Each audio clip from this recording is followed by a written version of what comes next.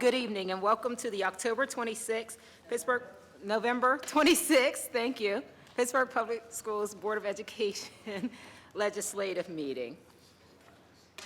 Would everyone please rise so we can salute the flag?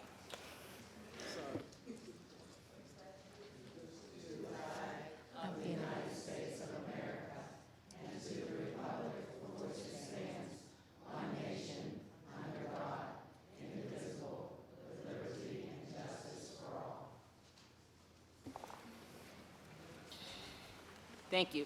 I would like to remind everyone to please turn off all cell phones or pagers or put them on vibrate. As is our tradition and procedure before the legislative meeting, we like to recognize students and employees of the Pittsburgh Public School District.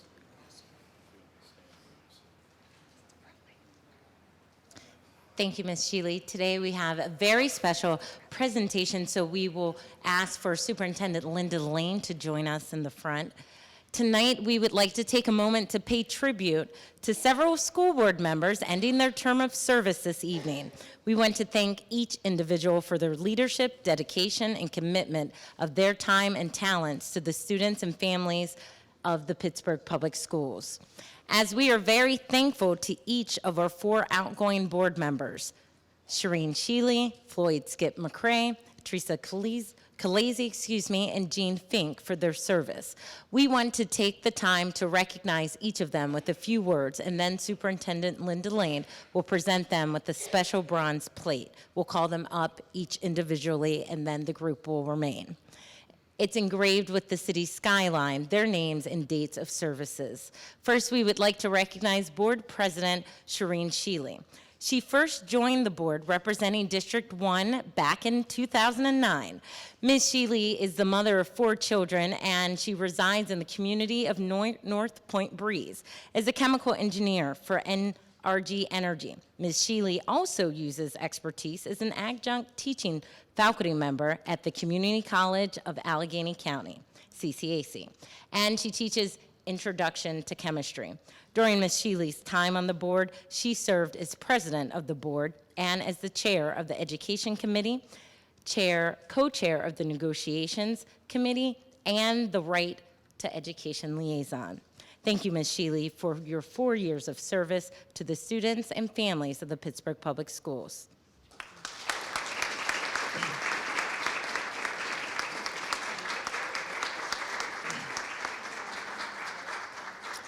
Board Representative Floyd Skip, as people lovingly call him, McCray was first elected to the board in 2001, and he represents District 9. Mr. McCray is a retired Pittsburgh firefighter, horticulturalist, and the father of 1 Pittsburgh Public Schools graduate. During Mr. McCray's 12 years of service, he has chaired several committees, including Audit, Business, Finance, Safety and Security, and Student Services. Mr. McCray has also served as board delegate to the Safety and Security Committee. He may have left the fire service, but he didn't leave his spark behind. You may have remembered for years he dressed as Sparky the fire dog and delivered fire safety programs to a countless number of students. Thank you, Mr. McCray, for your 12 years of service to the students and families of Pittsburgh Public Schools.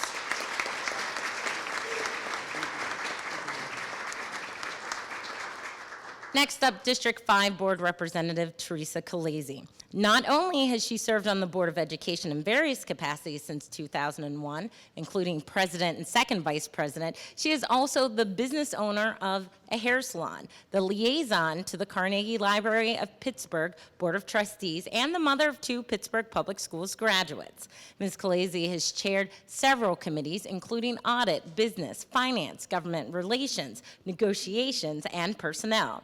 In addition, she chaired the committee to evaluate superintendents and served on the committee for the superintendent search. Ms. Calese also served as a member of several book selection committees to select books for English as a second language, which is quite what we would, right, interesting, because she's also fluent in Italian. As many of you may know, she was a key figure in expanding the educational horizons overseas. She helped coordinate Pittsburgh Menendeo's video conference with a school in Italy. She spearheaded that coordination and allowed our children to get international exposure. Thank you, Ms. Khaleesi, for your 12 years of service.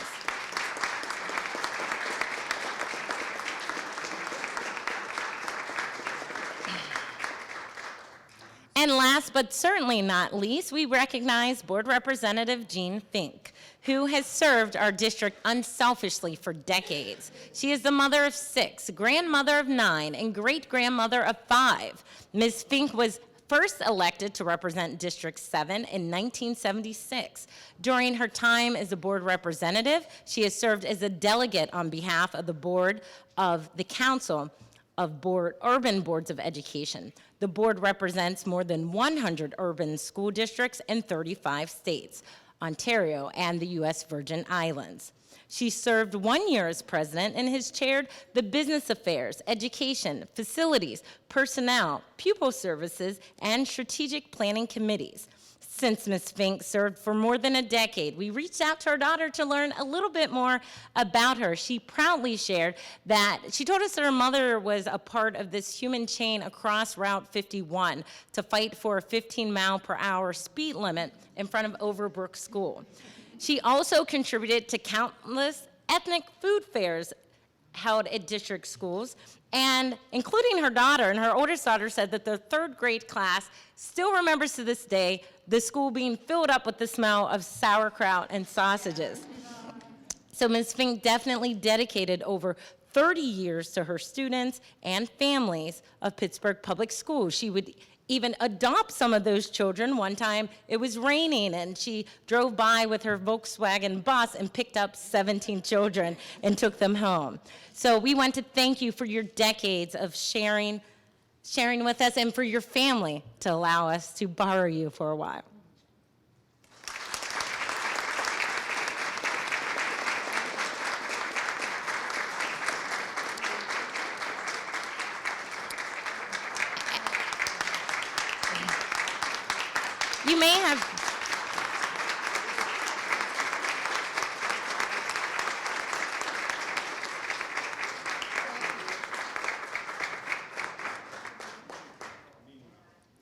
You may have noticed that there are some roses. We would like our incoming board members to stand because they wanted to show their appreciation for paving the way for them to come on a board and serve our community.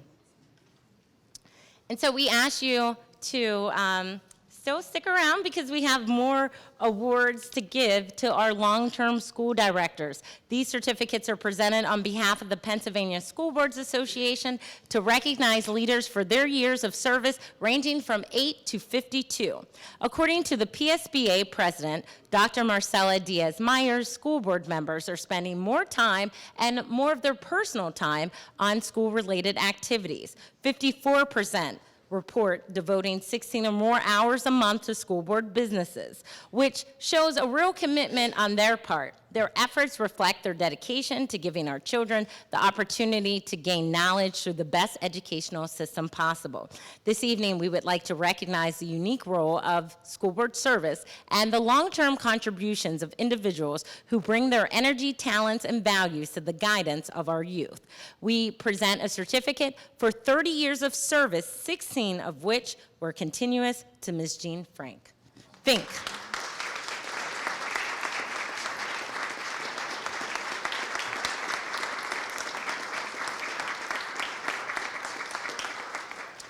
Mr. Floyd McRae has served Pittsburgh Public Schools for 12 years.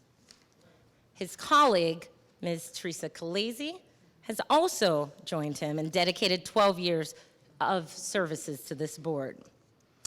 And in addition, Mr. Thomas Sumter Jr. has spent 8 years serving the district and the community. Mr. Thomas Sumter, if you can join us, please. Thank you.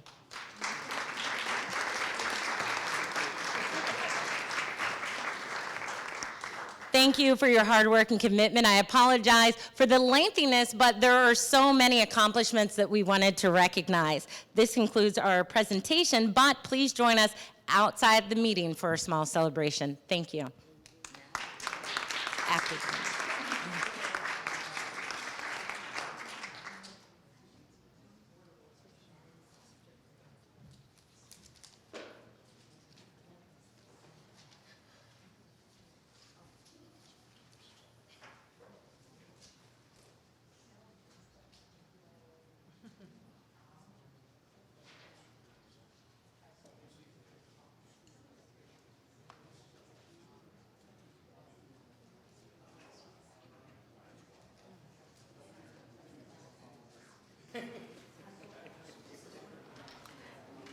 Mr.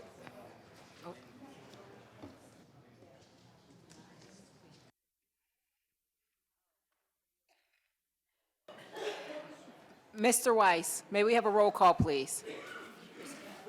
Mr. Brentley, Here. Mrs. Khaleesi, Yes, I'm here for the last time. Mrs. Fink, Here. Mrs. Azuda, Here. Dr. Holly, Here. Mr. Eisler, Present. Mr. McCray, Here. Mr. Sumter, Present. Ms. Shealy, Here.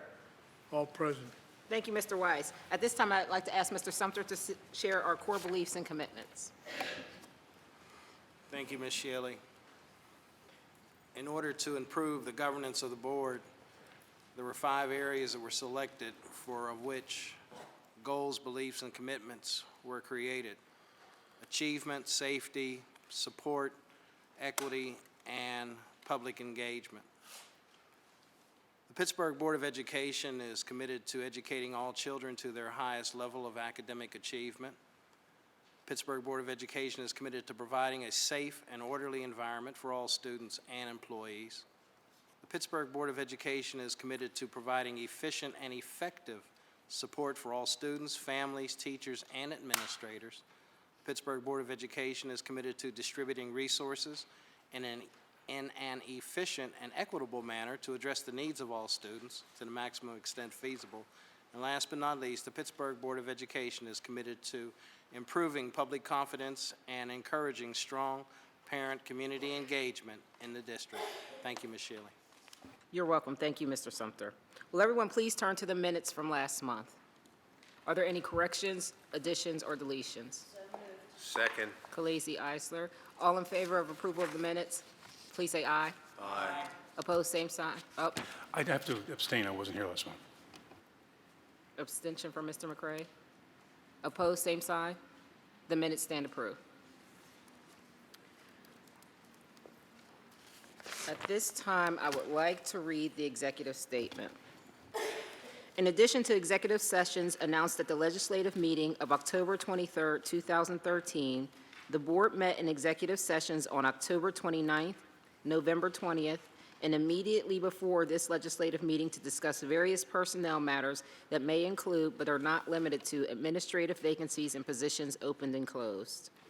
Finally, at the executive session immediately before this legislative meeting, the board discussed student discipline cases that involve violations of various portions of the Student Code of Conduct.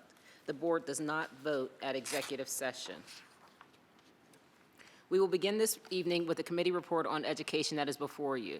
If you would please turn to page 10 of the report, I would like to give you the student suspension, transfer, and expulsion numbers for the month.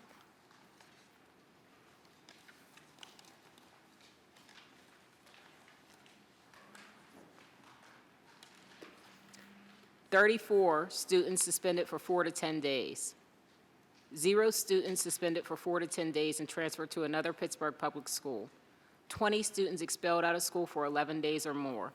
0 students expelled out of school for 11 days or more and transferred to another Pittsburgh public school.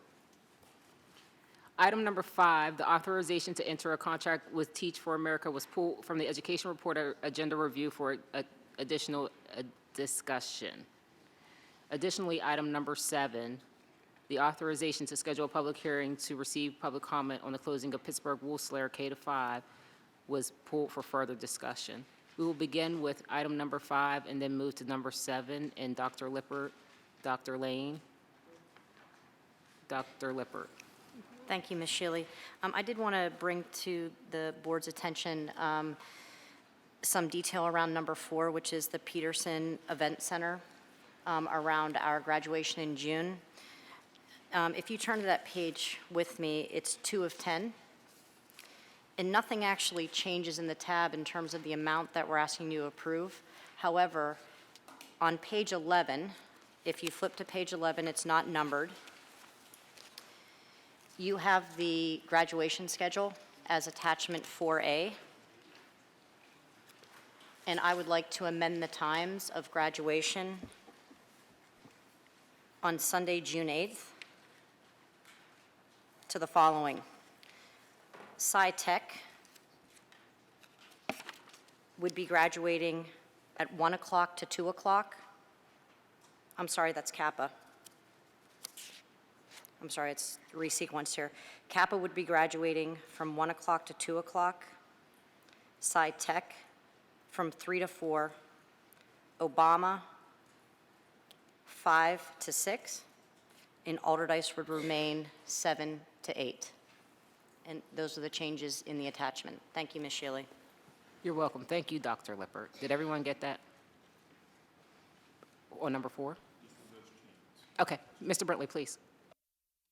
Doctor, I had made a request at the agenda review, if you were able to check with the Peterson folks to see, since we're great partners with them, to see if they would allow our parents for those 2 days, one day during the graduation, if they would allow us to have free parking to our parents.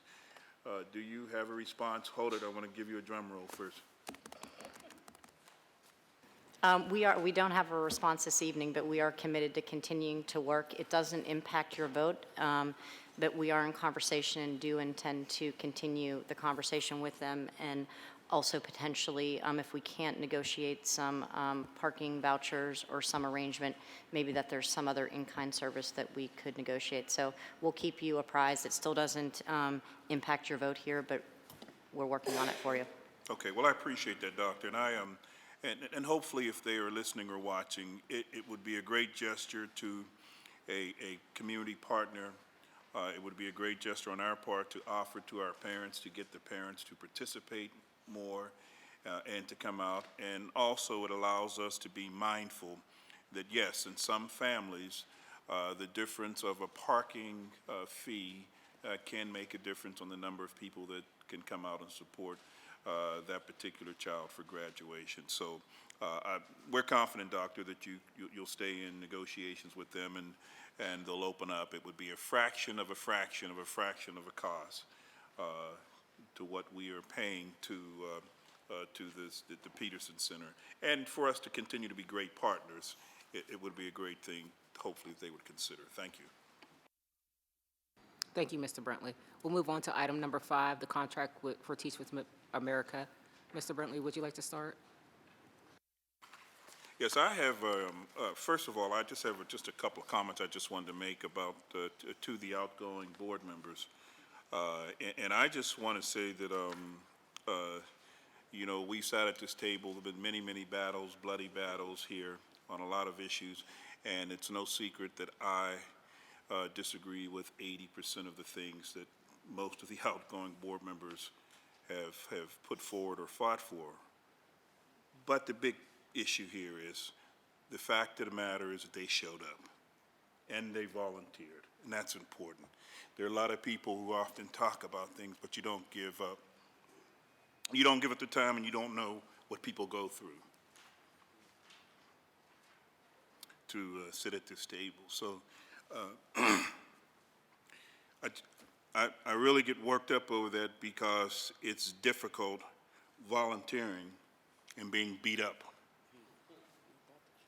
most of the time. So the fact of the matter is, I think I counted up 58 years of volunteer service on the outgoing board members.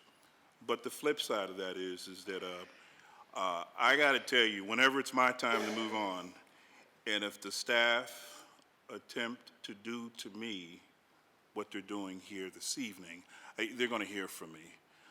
Ms. Fink, I disagree with you most of the time, but you do not deserve this with 30-plus years. You know, I was just looking at some of the issues before us today. This should be your meeting. We should be celebrating all of these years. But look at the hot-button items. We got to do controversial issues with Columbus. I mean, with the sale of Columbus and the Propel issue. And there's the Teach with America. There's a personnel issue that's going to come at the end of the meeting. There's the closing of Woolslayer. There's the CSI issue.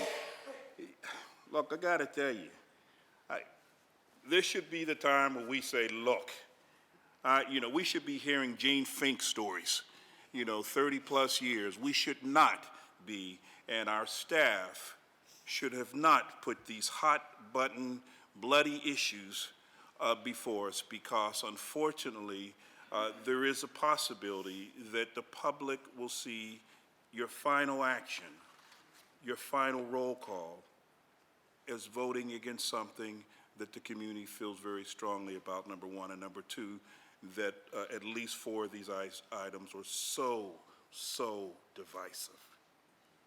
And so I say that from the bottom of my heart. Ms. Fink, I'm going to try something, and maybe you can, it'll be the first ever. I am going to try, when we get to these items, to put a motion on the floor to table for further information. Now, that does not mean that you are walking away from your responsibilities, and most people know you, Ms. Fink, you've never walked from anything, and you don't run from anything. But to take your moment away from you, I have to speak up about that, not just you, but all of you. So what I'm going to try to do, and I know often that the code around this table, whatever Mark puts on the floor, you ignore it, or you never second it, or you never agree with it. But for the sake of volunteerism, people who give up time, and we give it up here, big time, for the sake of having the final meeting of a 30-plus years of service, I will make a motion that we table the item, and I'm hoping that my colleagues would agree with me. And tabling it just simply means we can bring it up next month. We have a very, very strong incoming board who would probably love to share some of their comments concerning these items. And I had to say that because I looked at it on my way coming out today, and I said, you know something, nobody deserves to go out like this.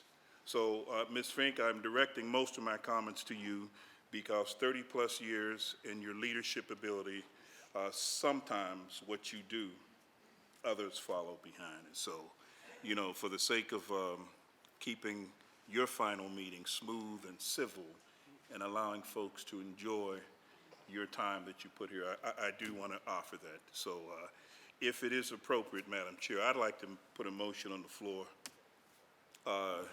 that item 5, which is Teach for America, there are a couple of them. I'll read them all again, and if I forget them, somebody else add them in. Mr. Brinkley, before you make your motion, can we get 2 points of order?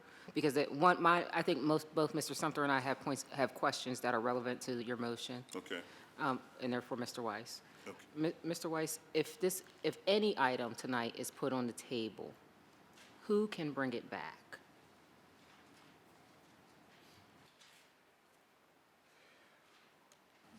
Well, I mean, you have a new board coming in a week. Certainly, any individual who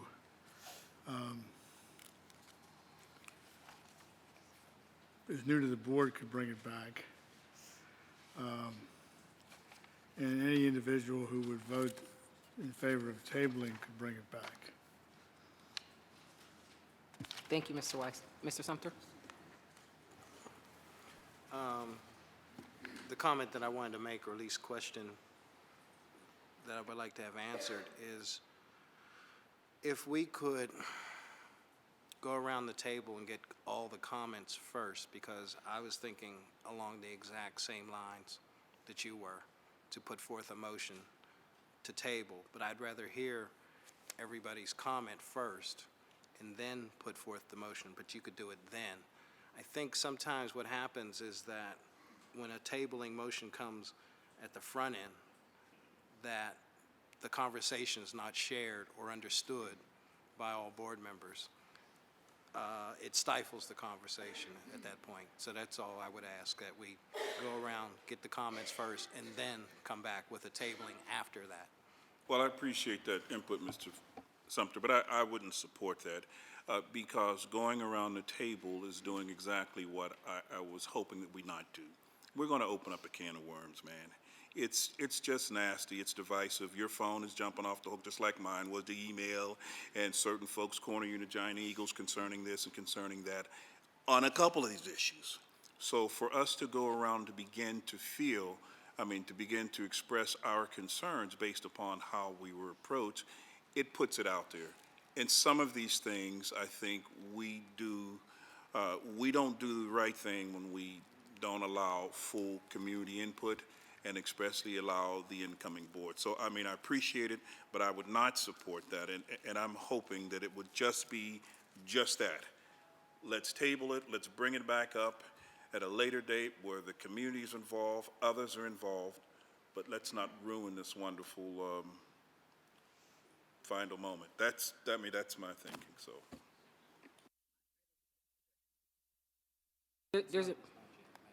He did make it, didn't he? That's what I was going to ask for, a second. Did you make the motion, Mr. Brentley? Did you or not? I'm just asking. I can make the motion. And I have a couple of the items that needs to be, Yeah, can we okay, do one we'll at a time? do one at a time, okay. I'd like to make a motion that we table number 5, I believe, which is the Teach for America item for further review. There's a motion. Is there a second? Second. Do we need, Mr. Weiss, can we have a roll call on a table of item number 5? Mr. Sumter has a point of order, please.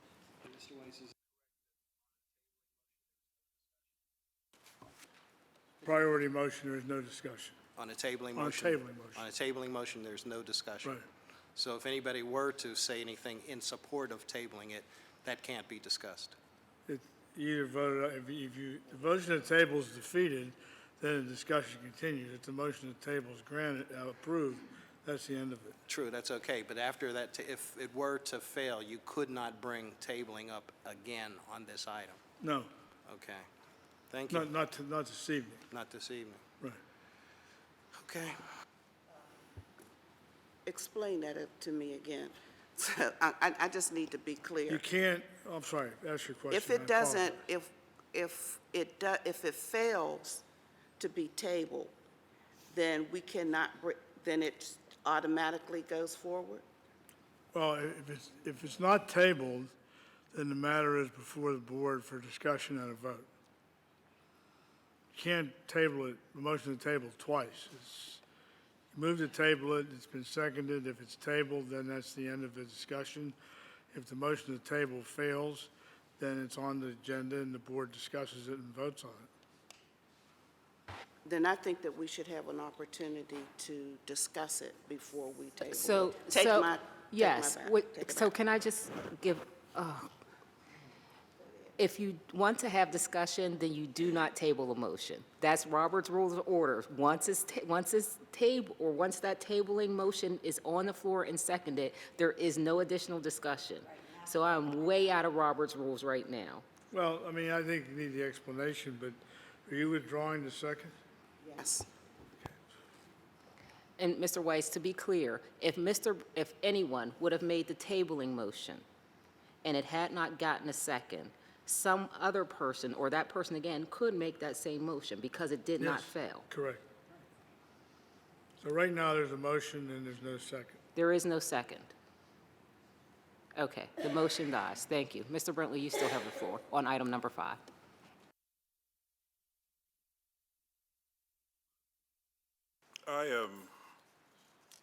Item number 5, let me, of course, express my disappointment, but then let the battle begin, unfortunately.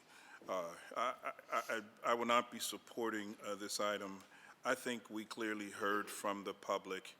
Anytime the public expresses their concerns to you and the numbers in which we were showed, you have to, as an elected official, you know, we can be tough and thugged out all we want, but when the numbers that were given to us, over 1,300 folks signed a petition, the countless folks who continued to contact us, and let's not forget that the symbolically what Teach for America is starting to represent, which irritates me, and unfortunately, it's starting to represent an attempt to really break organized labor. It is an attack against organized labor, and it's doing it in a backdoor kind of way. And I really wish that we had the mechanism as a board to simply say, fine, Teach for America, you want to fight with the PFT? Well, we'll take the kids and let's step out. and let them fight. We should not be caught up into this or be forced to be caught up in this. And remember, the most important thing, and I shared at agenda review, is that it was said in the paper that one of the reasons why we want to Teach for America, it will increase our diversity. You know, oh, what a slap in the face. You know, I've been here advocating for this district to go after African-American men and women. I know of some who applied for jobs, who have all the credentials, but it stops in our HR or for some other reason. And so the fact of the matter is, the reason why we don't have diversity, that this administration, along with the previous one, it was not a priority. It was simply not a priority. Secondly, we've never reached out and established relationships with those who are out there who are in the business. You know, we haven't reached out to engage those and say, hey, look, here's what we're trying to do. Will you work with us? But we immediately went to the media and to said, look, it's going to help us to increase the diversity. Then another point that's important is it's kind of an insult to say we're going to get someone, and let's make it very clear, Teach for America candidates, their hearts are pure. I mean, they mean well and they want to do right. But this is the inner city urban environment, and sometimes you have to have the necessary skills to deal. And 5 weeks may not cut it. Okay, we just have to be honest about that. And to be able to say we can do that, and through our political power, we can get them in some of the larger school districts. You know, I just read a letter today in the Tribune Review about an issue with the Tribune Review, Teach for America. It's controversial and it's divisive. And so I was hoping that we not kind of engage in it, but it's obviously some things that some board members want to do. I do not want to participate in it. I think some of their goals are kind of exciting. I had some concerns I've shared before, even in which the way we were contacted, it was presented to us in an executive session. I've been here for 16 years, and we don't have presentations in executive sessions. That's public. That's supposed to be on the education committee for the full public to view. It wasn't like that. And the young lady was very sharp and knew what she was talking about. But when I asked her the questions, how can you help us to get what we need, which is key qualified African Americans? Can you set aside? Oh, we don't do that. We don't do that. Well, can you help us to find someone who would direct us so your little special pool? No, we don't have that. Well, I'm done. That's my concern. That's what we don't have here. And so we have to really ask, what is it that we're doing? The final point that I want to make is that in the newspapers there were comments made, we need them to fill some of these key positions. You know, I am not an educator, but I know an insult when I see one. And to say that, and to not say or to suggest that you don't have it in this great city, and you haven't approached the CMUs, the Chathams, the Carlos, and the IUPs and all those, and you haven't really worked with them, you know, it really begins to make a divisive kind of issue. And I just hope that we don't get involved with it, that we don't do it. And, you know, so those are my comments, and thank you. You're welcome, Mr. Brentley. Mrs. Khaleesi? Thank you, Madam Chair. And I was hoping that tonight's meeting wouldn't last forever, but hey, you know, one more time, what's the big deal? Should have seconded. Oh, everybody wants to talk about it, so I don't want to take that away from people. Anyway, I listened to the public comment last night, and I've done a lot of homework on Teach for America. There's this thing out there that for some reason Teach for America does not bring in qualified, certified teachers, which is the furthest from the truth. A great deal of the people that go through Teach for America do have teacher certification. This is over and above it. I'm pleased with Teach for America. I wish we could have done our Teachers Academy, but we didn't have that opportunity. But last night, one of the speakers handed us petition that was done online, and it had a total of 1,341 signatures. And as I sat there last night, I went through them. I couldn't believe where some of these people were from, and I circled them. There is 250 signatures alone that aren't from Pittsburgh. I mean, from Korea, from Mexico, everywhere but Pittsburgh. And then the ones from Pittsburgh, there's no zip code to know if it's really Pittsburgh or the surrounding area. So that, we'll just say, okay, that out of 1,341, 250 are not from Pittsburgh. We know that for sure. And then 1,091 are. That's not a very big percentage for this city. I mean, it's not. And there's no way of knowing why. What was the reason why they felt a need to sign for this? I've been on this board for 12 years, and out of that 12 years, the number one complaint I've heard from parents, is that if there isn't a qualified teacher in front of them, it's a reason for them to walk. And I've experienced it myself with my children. I remember my son being in high school and not having a chemistry teacher. One sub after another sub after another sub, and I was involved with the board at the time. Easy for me to investigate why, and guess what? No chemistry teachers. We are trying to fill positions that are difficult to fill in schools that are difficult to fill. This is not a guarantee that anybody has this upper hand over any other qualified individual applying for a job in this district. No one ever said that. All this is giving us another opportunity and another door opened. And before everybody starts jumping all over this one, give it a chance, because as easy as it came is as easy as it can go.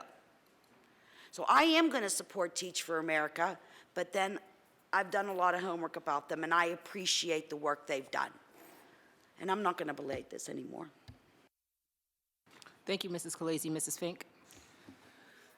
I appreciate Mr. Brentley's concern to make our last meeting a brief one, but I walked into this with a table full of controversial issues, and I don't see why the last meeting should be any different, so I'm certainly willing to sit and talk about whatever is on this agenda tonight. I just have a problem with this program that you're paying a little extra money to Teach for America to help recruit people, and then you aren't getting union people. And that bothers me, and you can't teach pedagogy in 5 or 6 weeks. You can be the brightest mathematician on the college campus, and if you don't know how to impart that knowledge to your students, then it's not going to do those kids any good.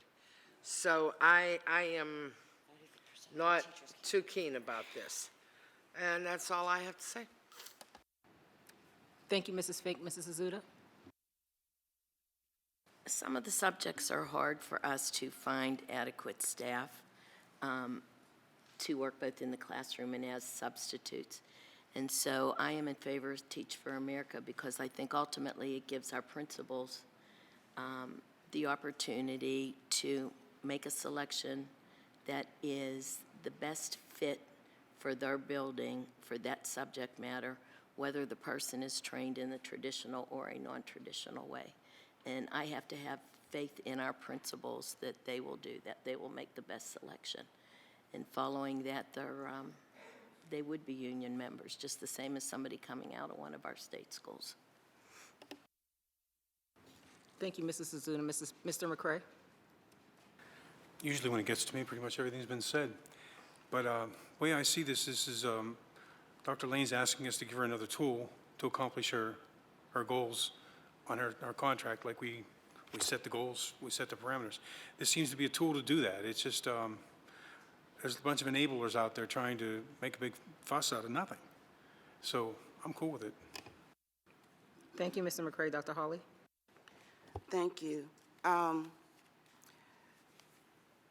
first and foremost, I want to say that I'm very disappointed that every time we need to bring in a major consultant to this district, that we use the poorest kids, the poorest children in this district in order to get something that we really don't need. I am very disturbed over the fact that this district would try and put a microwave teacher, somebody who has 5 to 6 weeks of work of how to teach children into schools that are in desperate need of having a qualified teacher. You can't talk about an effective teacher program and then on the other hand, talk about a teacher that I can teach in 5 weeks to go in and teach children that are not making the grade to begin with. Everything that we get from this district into these schools is an experiment. And we're going to experiment on these children yet again. And now you're going to tell me you're going to put somebody in front of them that has no experience in teaching. I find that outrageous. As an educator, I'm just appalled that we're sitting here talking about putting in an unqualified teacher in front of these students. We just went over the metrics of how well poor and African American students are doing in this district. And you're going to tell me that a Teach for America teacher is going to be able to go in and do that? I'm here to tell you, no, it's not going to happen. And if you really wanted to have African American teachers here, you would have tried to keep the ones that were already here and worked with them. They wouldn't have left in droves. And that's exactly what happened in this school district.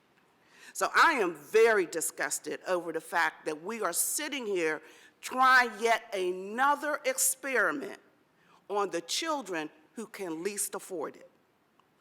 And no one has talked about the 3 schools that are probably going to get these teachers, if we vote on this, are going to be schools that have a significant amount of special needs students in them. Nobody has talked to us at all about how you're going to train them to work with those students as well. We have a hard enough time helping the teachers who have been in this district, who are really certified, who have done the work. How do we make this work for them? Now you're going to tell me you're going to be able to do this with people who have had no experience in teaching anybody? That's ridiculous. And you know, I talk about passion. This is passionate for me, and I'm very upset over this, because I do not believe that this is something that this district should be now going down a path to work to bring into our school district. And Mr. Brentley, I am sorry that I could not second it, because I needed to make sure that we talked about this, that the public understood the problems here. But I believe that you really should have waited until the new board came on. Not that I have anything against a board that's outgoing. This is something that we will have to deal with when the new board comes on. We're going to have to deal with this until the year 2017. These children will be stuck with these people until 2017. And I have nothing against Teach for America or the people that are going to be assigned to that project. And I'd like to know from Dr. Lane, we got this information in October, the end of October, right before the legislative meeting. We were coming in, and the Teach for America person came in and discussed Teach for America with us. How did they get here? We didn't even know that they were on the radar to come here and be a part of this district. People have actually been hired for these positions, not in the school district, but for Teach for America. We didn't even know this was happening. How could this happen?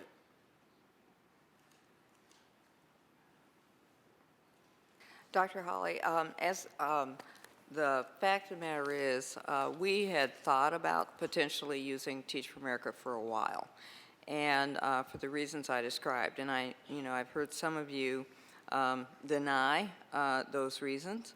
However, we also know that in some of our schools, most of the schools have their positions filled internally anyway. They're transfers, teachers moving from one school to the other.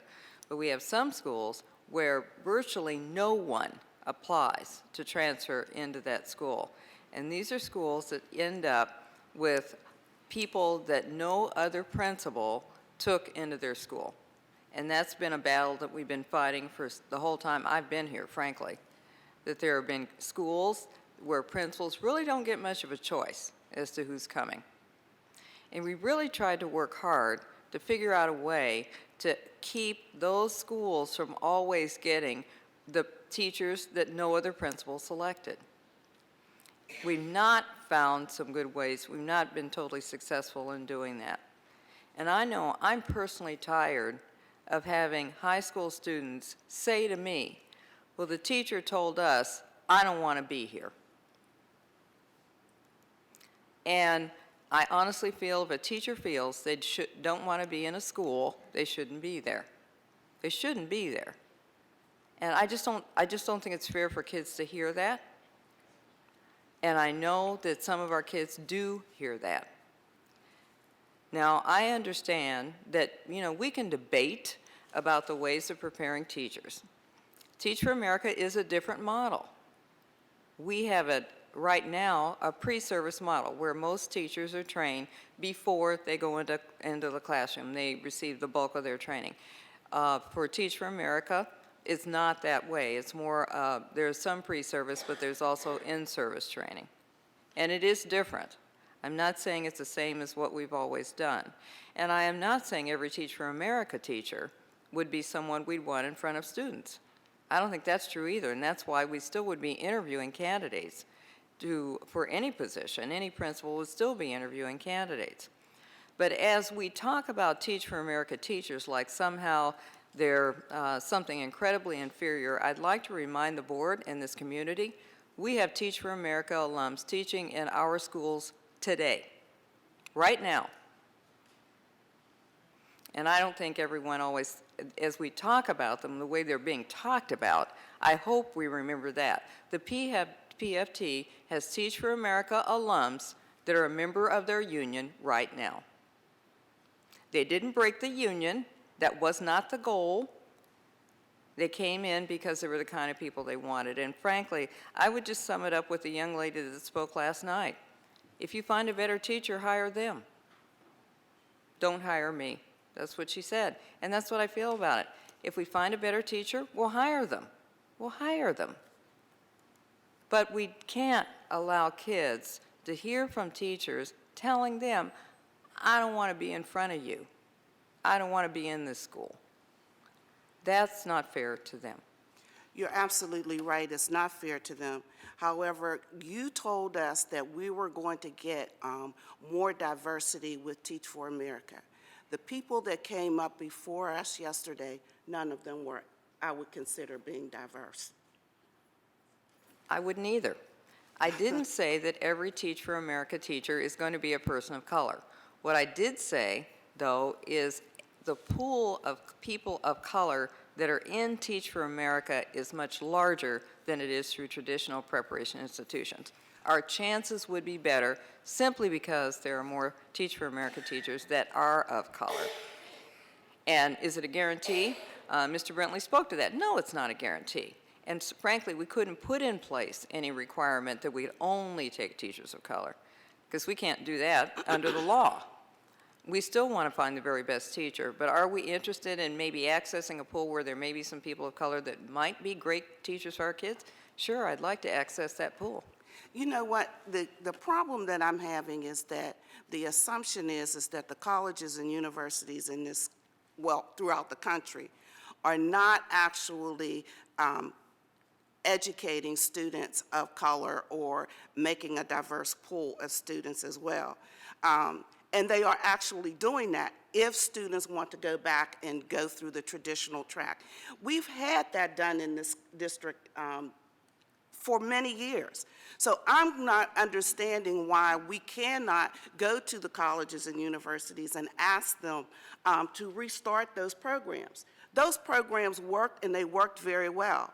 And they worked in concert with qualified teachers that were already that we already have in our school districts, and they worked with them. So I'm not understanding why you're not using that model as well. But this is something where you're telling me you're going to put a teacher that only has 6 weeks of service, in-service training, and they're going to be able to go into these schools that are really hard to manage and to teach, but they're going to be able to do that.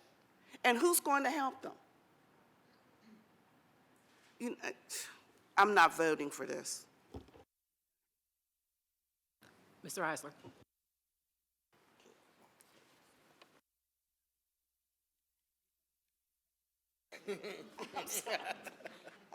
Just wasn't sure there. Thank you, Ms. Shealy. Last night's public hearing was interesting, and there were some phenomenal comments made. I have advised a lot of people to call the district to see if they can get a CD of the evening, because I think some of the comments made were very, very enlightening. Any tough issue is going to bring out both sides, and I don't want to quote people, but I was amazed at some of the things I heard last night, for good. And I, too, really am upset that we were never able to get our Teachers Academy going. I think it would have made a major difference in this school district. And we wouldn't be here tonight if that would have happened. But it didn't, and we have to move on. And in talking to a number of people from around the country and other districts who have used Teach for America, it is an alternative, it is a tool, as Dr. Lane has asked for. Again, there is no guarantee that we are going to hire any of them. If they are hired, it is a guarantee that they're going to be a member of the PFT. And again, I just think we need to take some moves that are going to help children. And I do think that this could result in helping children. And again, we all have our opinions. We all have our opinions. But to me, it's one other tool that has worked in districts. It can work in districts. And I would like to see it happen here. Thank you, Ms. Shealy. You're welcome, Mr. Eisler. Mr. Sumter? I think well, first thing, going alphabetical does present some problems, going in alphabetical order. And that's why I was requesting that the conversation be held first, because some of us may want to change our names to Aardvark next year and make sure we go first. But I think the conversation so far lends itself to why this should be tabled more so than not, because of the divisiveness on understanding or sentiment towards which way you would go with this based off of what we've been presented to thus far. The presentation for Teach for America should have been in a public meeting. It should have been held well enough in advance to give all parties enough time to get as much information as necessary about Teach for America from around the country. Both sides can be heard, which even lends itself to why it should be tabled, at least for more conversation or more information on this. I'm hearing new information just tonight about Teach for America. Again, it should have been a public meeting. I think this board could show a good faith effort in the transition from this board to the next by carrying on the conversation further. People talk about guarantees. There's no guarantee. Just because an intelligent person sits down for an interview, there's no guarantee that there's the follow-up that's going to happen. It's not like they can tell you of all the experience they've had, the situations they've been in, the circumstances they've tackled. They can't tell you that. They can give a good impression, and you can go by faith and hope that it works out. Several of the individuals who had been in Teach for America, it's interesting that the word passion kept coming up over and over again. It came up at Agenda Review. It came up last night. It's even coming up tonight. Those passionate people left Teach for America. If they were that passionate, why didn't they continue following their passion and helping children? I would not want to be in a situation which is similar to what the Academy was presenting to us with the looming furloughs, that we get good people in and they're all of a sudden gone. And who's to say that wouldn't happen again? But without a furlough, Teach for America individuals move on to other avocations. It conflicts with the fact that if we're putting an effective teacher in front of every student, and the talk of seniority and experience and matters of that, that this would be, in a sense, the reverse of that. The question begs now as to, is it possible to resurrect the Teachers Academy at this point in time? It's a question. Dr. Lane? I think it would be very difficult. I can't say it absolutely couldn't happen in any way, shape, or form. However, I'd have to, a couple things I'm thinking about. One, financially, because the Academy was a very, let's say, Cadillac model of residency. And at the time, that was several years ago, we had the funds available to do it. Since then, because the grant has gone on, a good chunk of those funds have already been expended. So I couldn't sit here and tell you for sure, Mr. Sumter, whether that would even be possible from that aspect. The other one would be, we still have the same issue we had then, which is around if there would be any furloughs, potentially the Academy residents would be the first to go. And because it is an expensive model, we really could not justify spending the money if we knew that, these individuals will be subject to furlough as the last hired. Thank you.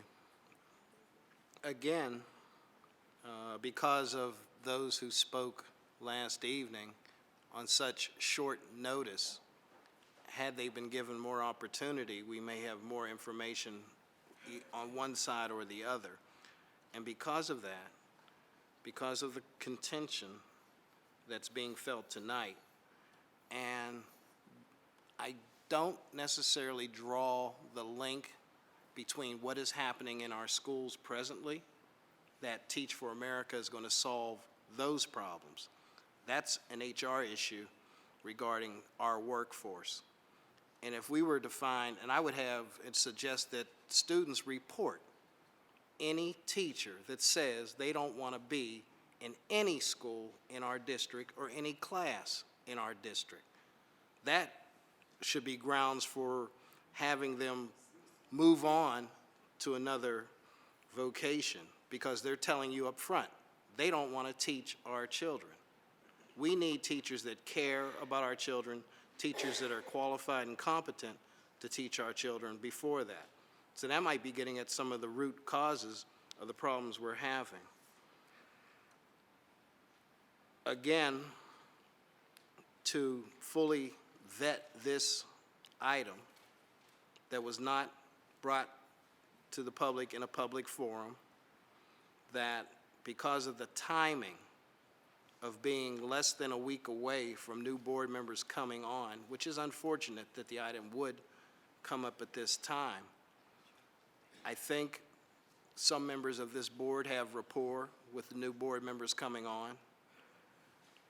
I think if the facts are presented that whether it's old or new, board members share the same responsibility to do what's best for the district, what's best for the children. So again, I think in terms of passing the torch from this board to the next, I would most be in favor of tabling this item. It doesn't defeat the item. It still keeps it available for further discussion. But the alternatives to this item need to be flushed out before that's even decided. The lady from Carnegie Mellon offered her assistance and help in recruiting a workforce suitable for the needs of this district. That should not be just dismissed as a comment at public hearing, but perhaps taken up as a course of action that we could adopt. What are all the other ways of getting those individuals, aside from using just Teach for America? Are there any other alternatives to Teach for America? Does it mean up the recruitment efforts? And my thing is, if at first you don't succeed, try and try again. Do it more intense, do it differently. Do what's needed to be done to get the workforce we're looking to get. Take the efforts, not just a quick fix, which there's been articles written, there's been information provided, there is testimony even last evening about the short-term reliability of Teach for America workers, whether they've been successful or not. There's pros and cons on that. Therefore, I think the conversation should continue and not end tonight. Thank you. Thank you, Mr. Sumter. Mr. Eisler was hesitant to quote people from public hearing, and I'm not so hesitant. I will quote Ms. Christina Di Pietro. In part, that is why you are elected, to make difficult decisions that are fiscally sound and with integrity. And so while I intend no disrespect to the oncoming members, we were elected to serve out our terms. And I'm here tonight to serve out my term. Any decisions made tonight do not end here for me. God willing, I have children in the class of 2017, 2020, and 2022. So I will be here for a long time. And so I am not taking these things lightly and without full thought and understanding of these issues. I believe that we have seen data several times that leads us to say that, or that implies that seniority is not correlated with effectiveness. I am not, this will not displace any teacher who is currently in our system. It will just open a pool of more selections. I'll quote another person if I can find it. TFA applicants for this year, 14% of the seniors at Howard, not 14% of the School of Education, but 14% of the graduating class at Howard University applied for TFA. 12% of the graduating class at Morehouse. 23% of the seniors at Spelman applied for Teach for America last year. And I'm going to quote Amy Malin on that one. That's phenomenal. We're not getting 2 people from those schools a year to apply and be in our pool of applicants. And none of this guarantees that those people will be selected. It's just a broader pool from which to select candidates from. And we all know around this table that I like numbers. So I had Ms. Spolar, if you don't mind, pull some numbers for me, because there were a lot of people, specifically teachers last night, talking about how many high-quality teacher candidates are out there that the district should be tapping into. Last year,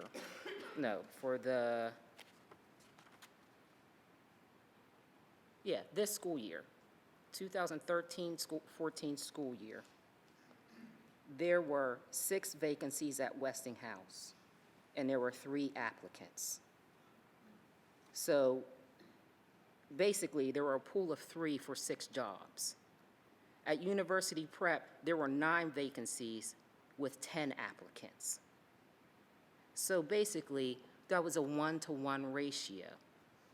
And so let's assume that all 12 of those people who applied were high-quality teachers.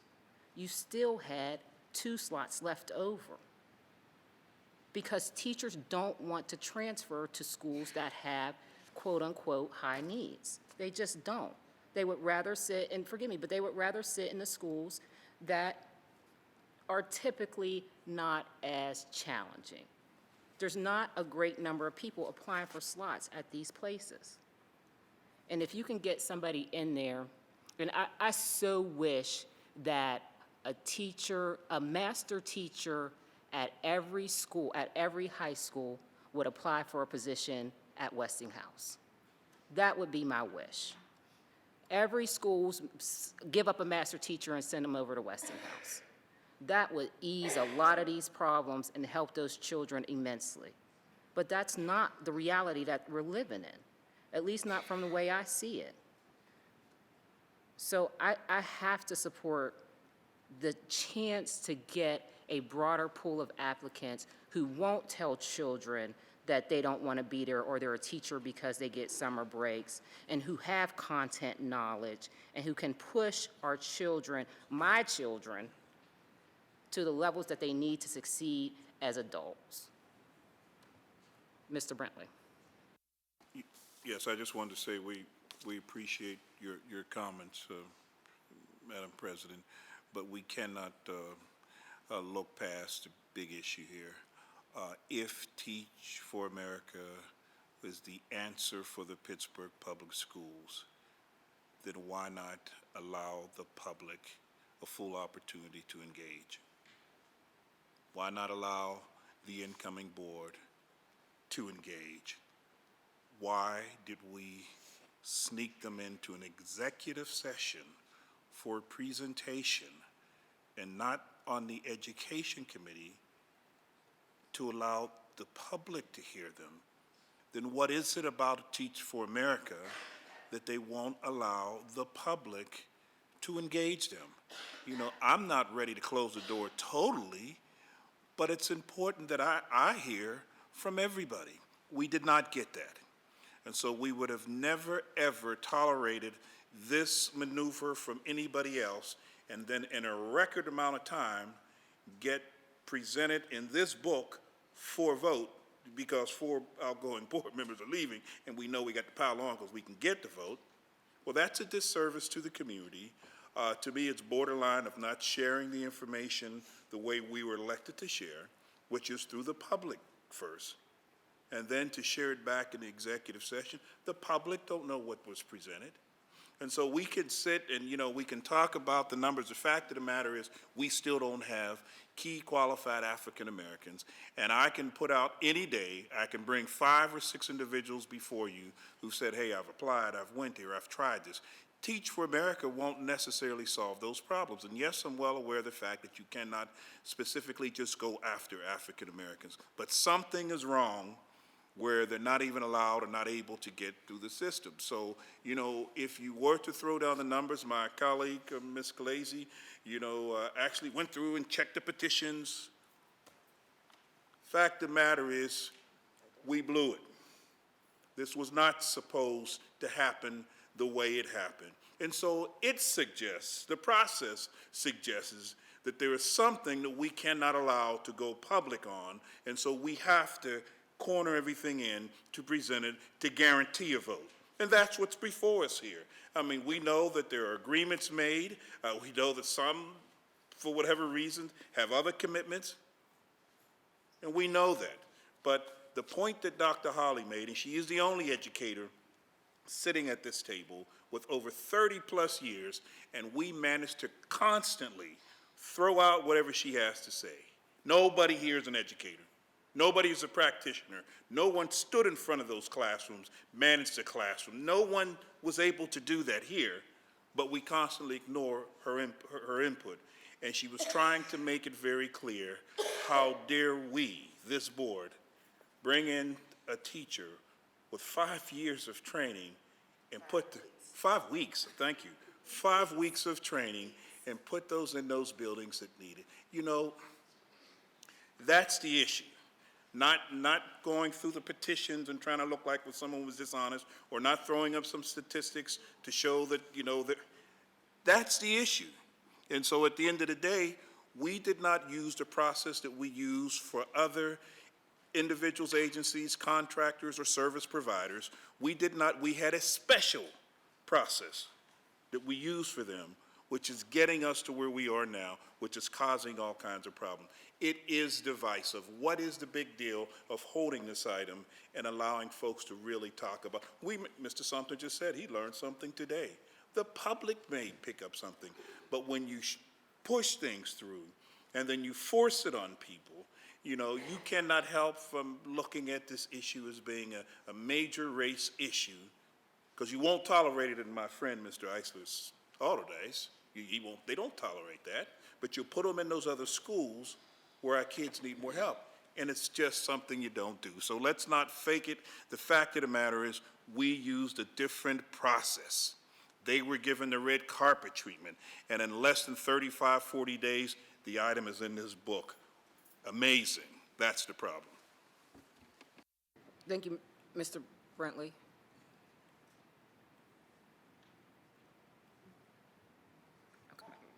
I'm getting, Okay. Dr. Lane.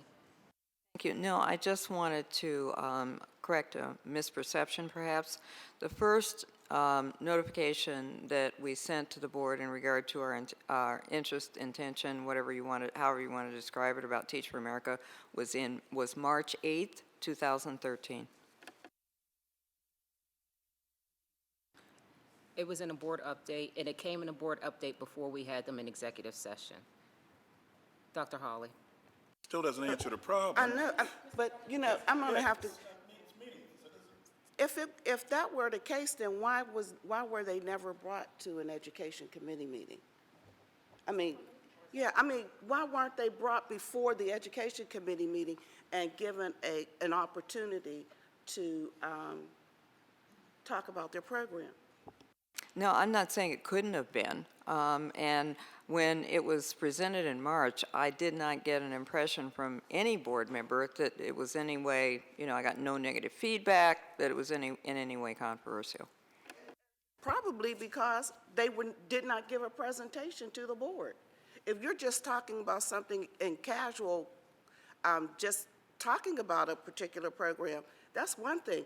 But when you bring it to the education committee meeting, that means that it's serious, that you're going to bring it forward, and that never happened.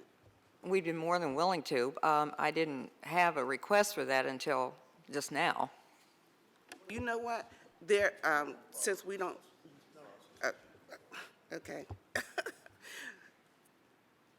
So who was the chair that should have brought that forward? Dr. Hawley, Dr. Lane just stated that she presented it to us in March and no one seemed to object. This is a $150,000 contract? 700, I'm sorry. Up to, there are a lot of items that don't come before us in committee, but come to us on agenda. And so with no one having raised that issue until tonight, no one on their side of the table would have known to have put it on a committee agenda. I'll let Mr. Brentley answer that. No, I think we're getting off point. You know, we cannot justify this, Madam President. The fact of the matter is, there is a serious question of, did we violate the Sunshine Law? Let's just put it out there. Mr. Weiss, based on that law, what is your legal opinion as to how this item was handled? Well, much of the discussion in executive session dealt with the interplay between Teach for America and existing labor contracts. Obviously, there was some discussion about the program itself. These things often get interwoven, but certainly last week at the agenda review, last night at the public hearing, and tonight there is a full discussion. And so I don't believe, if there was a violation, it's certainly been cured by all this discussion, which is not very much in public. So obviously, the issues that we discussed in executive session relating to, how this interplays with the labor contract, what about layoffs, seniority, things like that are appropriate for executive session. Where the discussions about the program, yes, it all got interwoven. But again, there's been plenty of discussion last week, last night, and tonight. So I think the public is fully aware of the issues, and the board can proceed with this as it sees fit.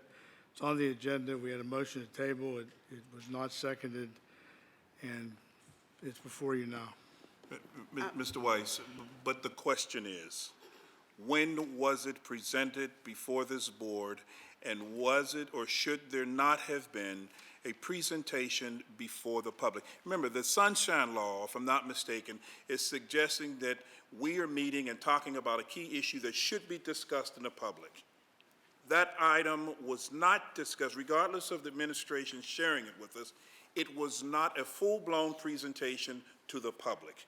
That's what's in question. What we had in executive session was a full-blown presentation with a packet included. Well, Mr. Bentley, I can tell you the discussion last week and tonight far outstrips that session in executive session. So I think the public is fully aware of this issue. They understand what the issues are. If the board chooses not to proceed with it, that's the board's decision. But the cases are very clear that if there is public discussion and a public vote following this sort of thing, that cures the issue. So I think there can be no question that between last week, last night, and tonight, the public is fully aware of this issue, and each board member has had an opportunity to express him or herself on the issue. Well, listen, excuse me, let me finish, please, Doctor. I appreciate that, Mr. Weiss, and I see you're not going to answer the question. I answered. Mr. Weiss, the question was timing. When it was presented, the public discussion last night and what we're getting, yes, the public is hearing it, but the timing in which it was first presented with the presentation in a packet is what's in question here. And what was presented at the executive session can easily be looked at. Was there some concerns of the violation of that sunshine law? Because that what we received at that executive session should have been presented in the public. It did not happen. And from that point on, it sparked other conversations, but we're talking about the first point of contact that we had, formal contact with Teach for America. It was not the correct way, Mr. Weiss. Well, I'm not going to debate whether it was the correct way. Presentation and deliberation are two entirely different things. The Sunshine Act says that deliberation, if there's deliberation on a matter that will come for a vote, it has to be in public. This board has deliberated last week. It's deliberating tonight. What was presented to you at the executive session was a presentation. Should it have come before the Education Committee? That's a decision for the board to make. I don't make those decisions. I'm telling you, in my view, the process of discussion last week, last night, and tonight cures whatever allegation of a violation of the Sunshine Act occurred. Okay. That's my answer. I understand. I'm going to move on. I think the public can clearly see what's happening here. And the unfortunate part is it happened, but not getting anyone to acknowledge the fact that, oops, we should have shared that public. That's a major problem. Mr. Weiss, what is the process? If this item comes before us and it passes, what is the process for a recall vote? An item can be reconsidered at the next meeting, either way, if it's defeated or if it's approved. In either event, an individual that votes with the prevailing side has to make that motion. So if it would be approved, someone who voted to approve it would have to move to reconsider it. And if it's defeated, someone who voted against it, someone who voted against it would have to bring it up. So That's generally how it works. How about the new board members? Would they be allowed to bring it back to the table? It's the same as if an individual did not vote. That's happened here before. So a new board member, a board member who is seated, on December 2nd, if this is voted up or down this evening, or tabled for that matter, a new board member, having not had the opportunity to vote, could make any of those motions to remove it from the table or to reconsider it. Thank you. I'd like to ask another question. Under the No Child Left Behind law, we're required to have qualified teachers in our classrooms. Can you tell me, did the Pennsylvania Department of Education agree that these teachers would be considered as highly qualified?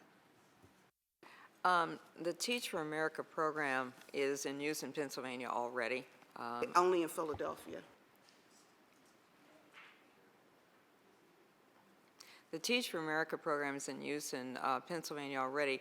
The type of certification they have is an intern certificate, very similar to the one used by the University of Pittsburgh in their MAT program. So in the University of Pittsburgh program, you can have an undergraduate degree, work on your master's degree, and work under the intern certificate, and this would be very similar to that. Yes, but under the intern certificate, they do not get full wages.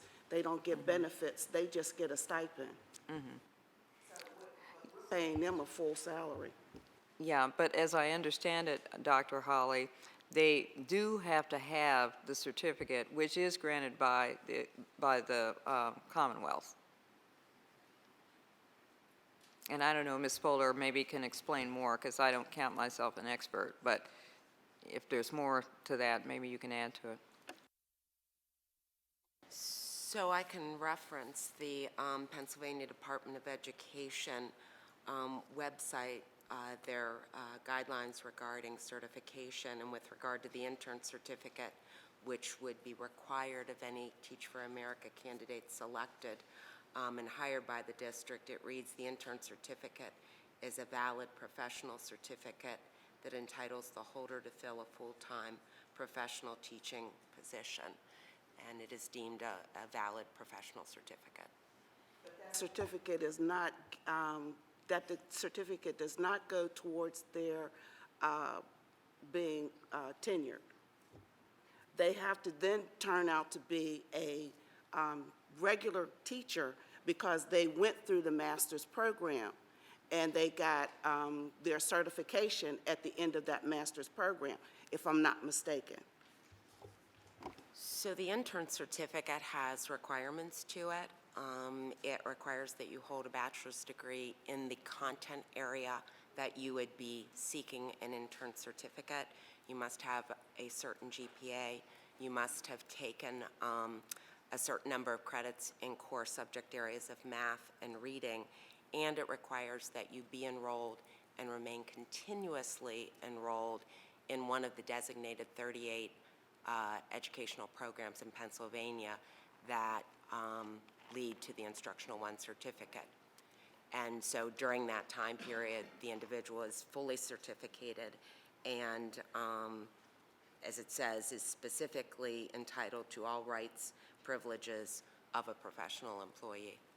And then, if I'm not mistaken, those interns that we had from the University of Pittsburgh that were master's level teachers, they actually worked with another teacher in our school district. It was almost as though they were student teaching for an entire year. They were not left alone with students from day one. They were actually in a room with a certified teacher where they did their internship. And I know that for a fact because I had many of them at my school. So I just, we are talking about a qualified teacher in every classroom. And you know what, and I don't want to be disrespectful to you at all, Mrs. Shealy, but I'll tell you, knowing you and how much you love your children and how much you believe in education, you are not going to have an unqualified teacher in front of your children. I know that for a fact.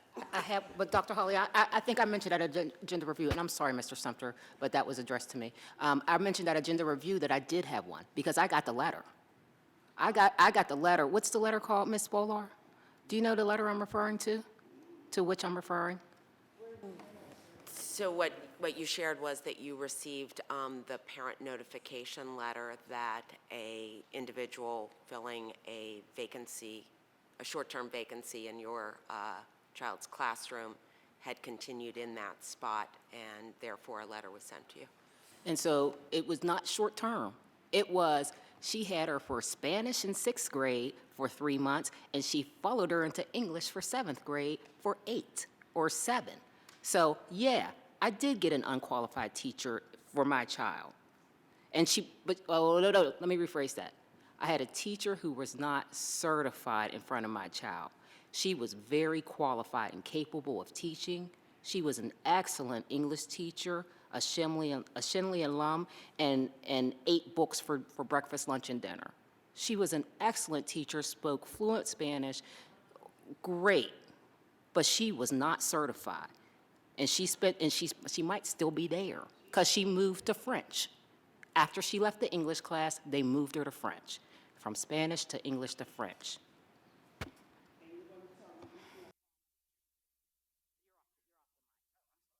Sorry.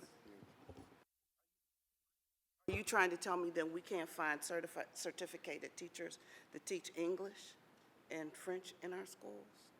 Come on now. Certainly not French. That foreign language certifications is one of the areas where we really do struggle. So the French would be a challenge for us. This was not a bona fide vacancy, just to be clear. This was an absence that continued for a time period, and that's the reason why the letter was sent. So again, when you are into substituting for individuals who are absent in the middle of the year, there are not always available individuals for those spots. In other words, that just wasn't a vacancy. You're telling me that's not a vacancy? That's just a substitute? It was not a permanent vacancy. Okay. There was someone who was absent and someone was filling that position.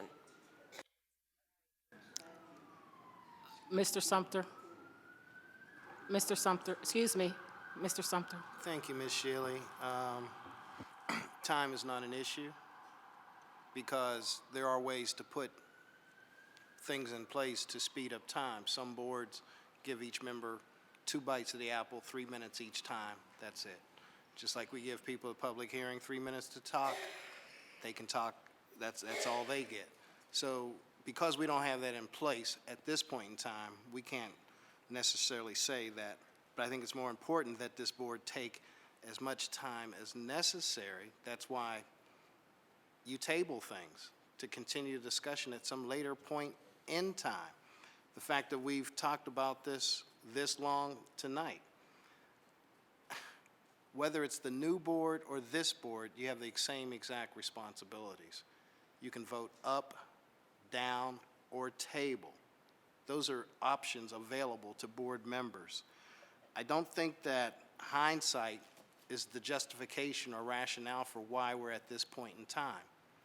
Things happen from March to October, such that in October, with a public hearing that last night, and then you're to digest all that and discuss it tonight, and at agenda review, the request was to pull.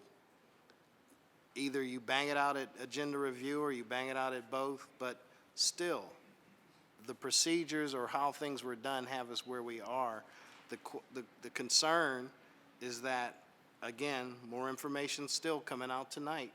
Haven't heard before, but more information's coming out, that we are given the necessary information to make intelligent decisions. And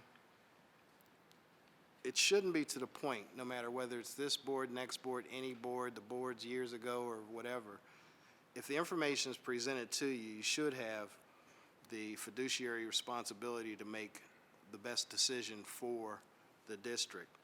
Because of the differences of points of view about this topic, to bring it to a vote tonight, only to, well, perhaps when we walk out the door, folks will be happy and collegiate about the situation. But to tick folks off one way or the other based off of it must be done tonight, I don't think is good business. And the opportunity to present whether it's one way or the other. The other point is the Teachers Academy as it was formally designed may not meet our financial capability at this point in time. But what's to say a scaled down model of such couldn't work, or any other alternative as far as recruiting couldn't work? So I think Dr. Hawley pulled it. I wanted to have it pulled for discussion, thinking that you could learn something, but because of the short time frame of this, the manner in which it was presented, and not giving the opportunity for more information to come in, I still would be in favor of tabling it at this point. However, if forced to vote, if that's what we have to do, then that's what we have to do, but it shouldn't be under these circumstances. Thank you. Mr. Brentley? Yes, I just want to also mention that, yes, at one point we were going to have the Teacher Academy, but we never had, after we found out we could not, we didn't have the money for it. Why? Huh?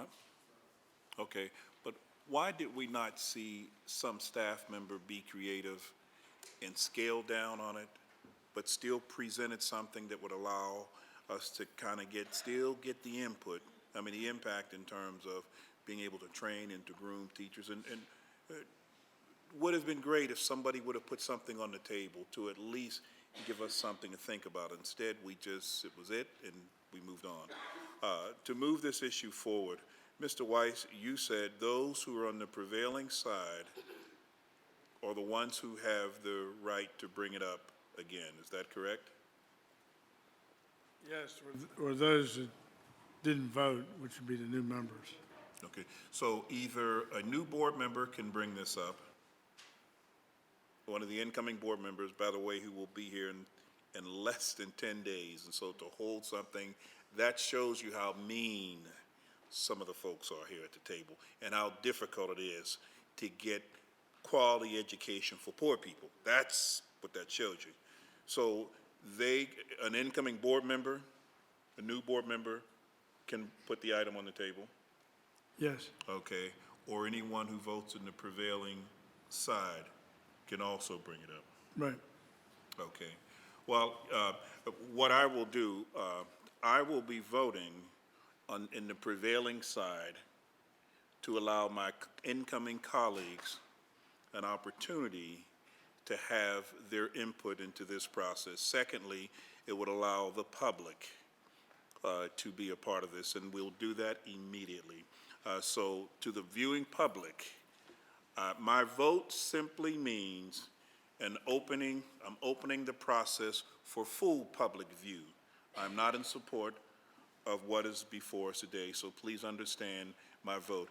We cannot ignore the fact that in less than 10 days, my colleagues who are here, sitting over on this to my left of me, I believe have a combined experience of nearly close to 40, if not over 50 years of service as educators, and to deny them an opportunity to weigh in on something so very important. Those in the viewing audience, you don't understand how mean it is here. I mean, less than 10 days. I am certain that those three individuals coming in can probably share some of their classroom experiences, some recommendations. They can also partner with Dr. Hawley, and you have almost 70, 80, 90 years of experience. Any other school district, we would pay y'all for that, okay? But any other school district would welcome that. In this district, we don't. We don't. So to move this item on, when the vote comes, I will be casting a yes vote for my colleagues over there, because I'd love to hear your input. I'm finished with it now. No, I know. Mrs., let Mr. Sumter go, please. Mr. Sumter. Can Mr. Sumter have the floor, please? I would like to put forth a motion at this time to table this item. There's a motion on the floor. Is there a second? Yes. I second it. Mr. Weiss, may we have a roll call on the motion to table item number 5? Yes. No. Yes. No. Yes. No. No. Yes. No.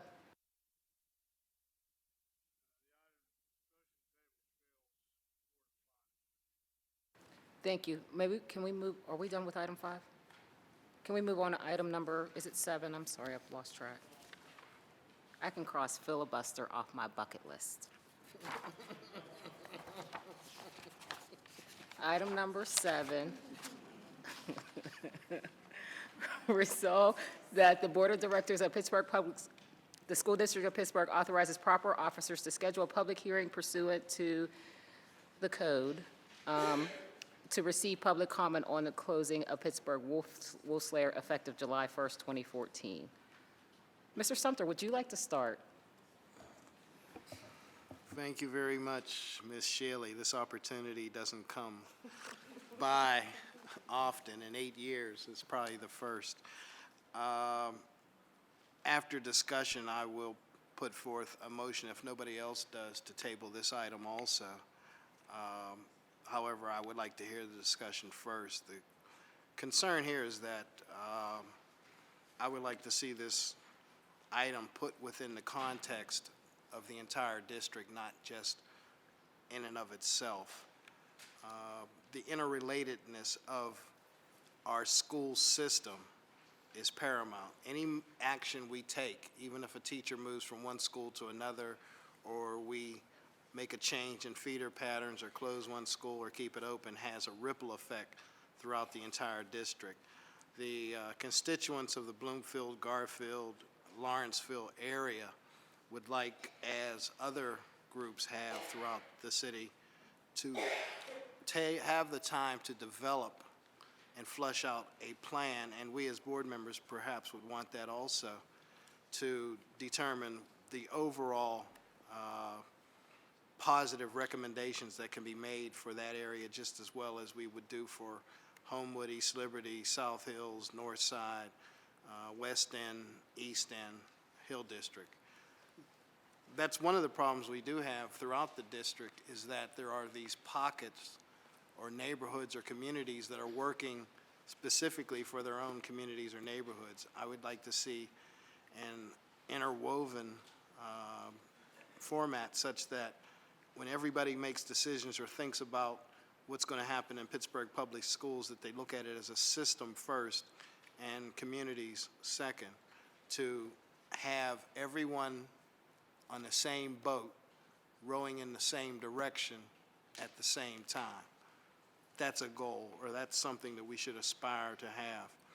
So if we start the process now on the closing of the school, it's thought that there might not be enough time to flush out a decision regarding that. So I'd be in favor of not voting to close Wolfslayer at this time, but more in terms of tabling this item, but then wanting to see the overall context of other measures that would take to make the district fiscally sound and improve education throughout. Thank you, Ms. Shealy. You're welcome, Mr. Sumter. Mr. Eisler? Thanks, Ms. Shealy.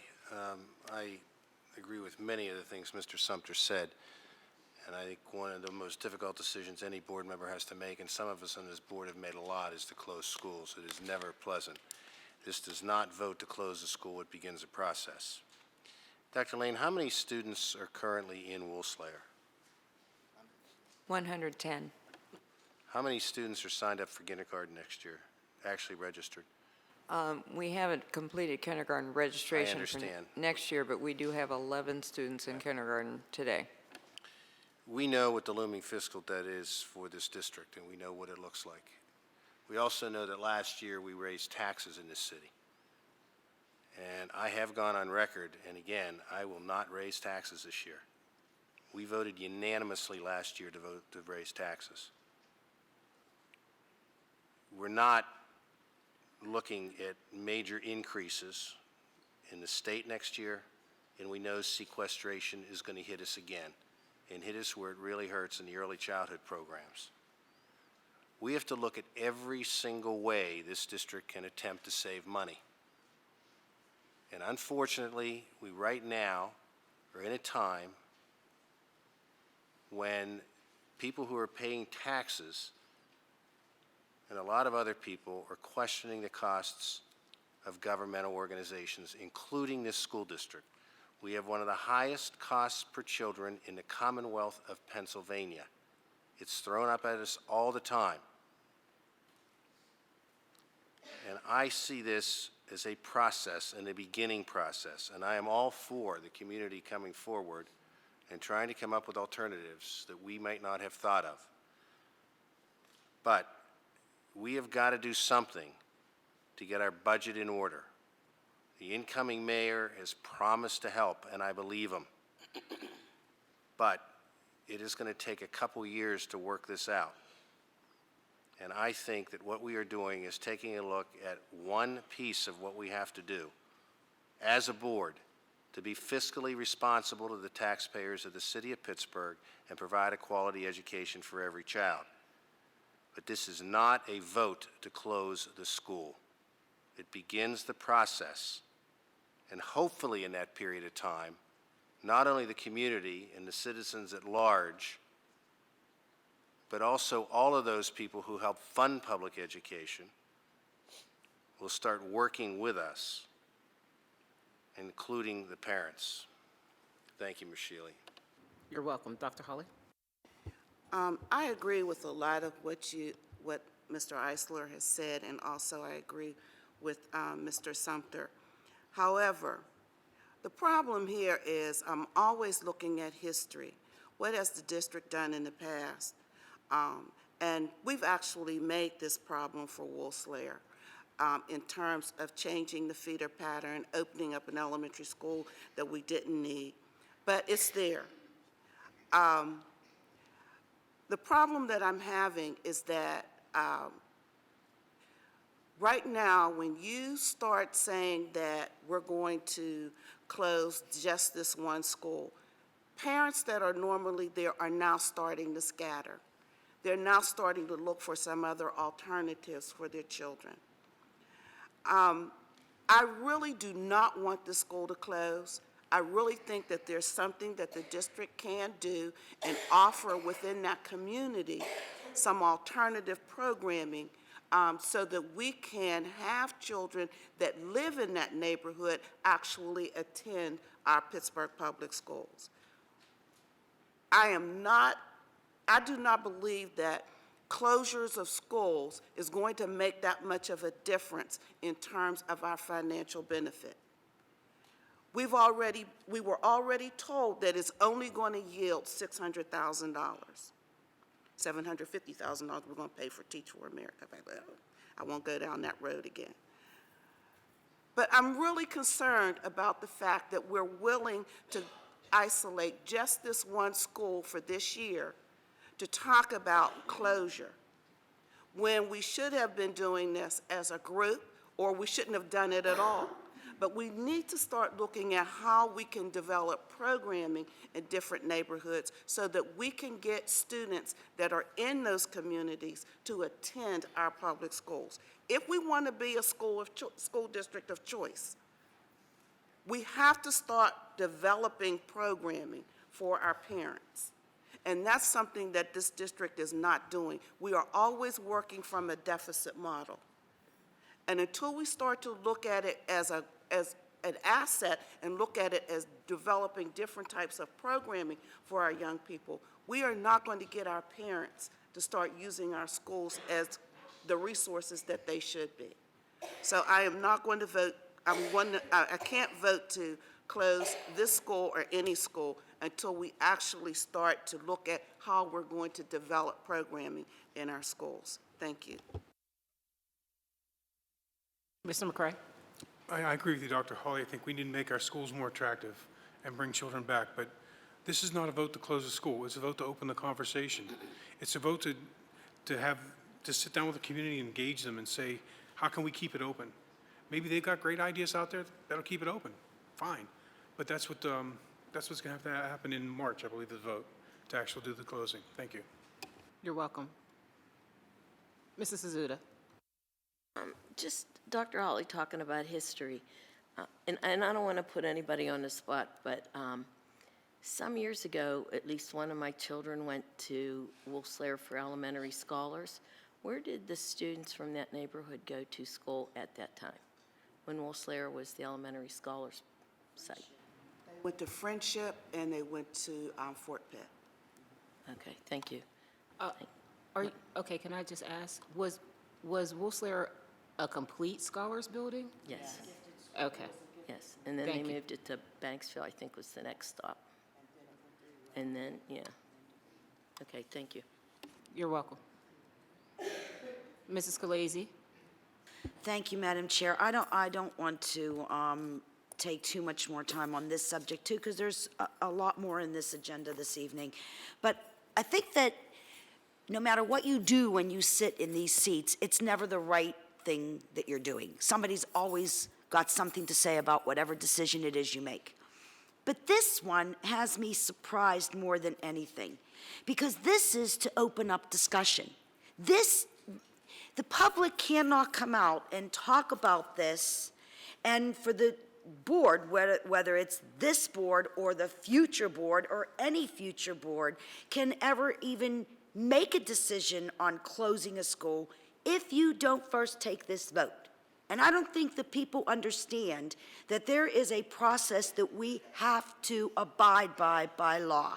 So we have to take this vote tonight just to allow public comment. This is not about voting to close the school. That's not at all what this is about.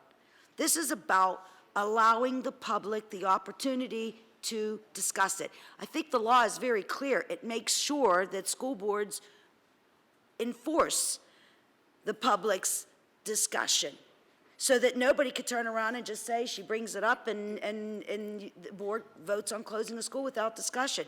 This is actually a good thing. So that doesn't mean that anybody's going to be voting to close Wolf-Slayer. It all depends on what happens from this point on.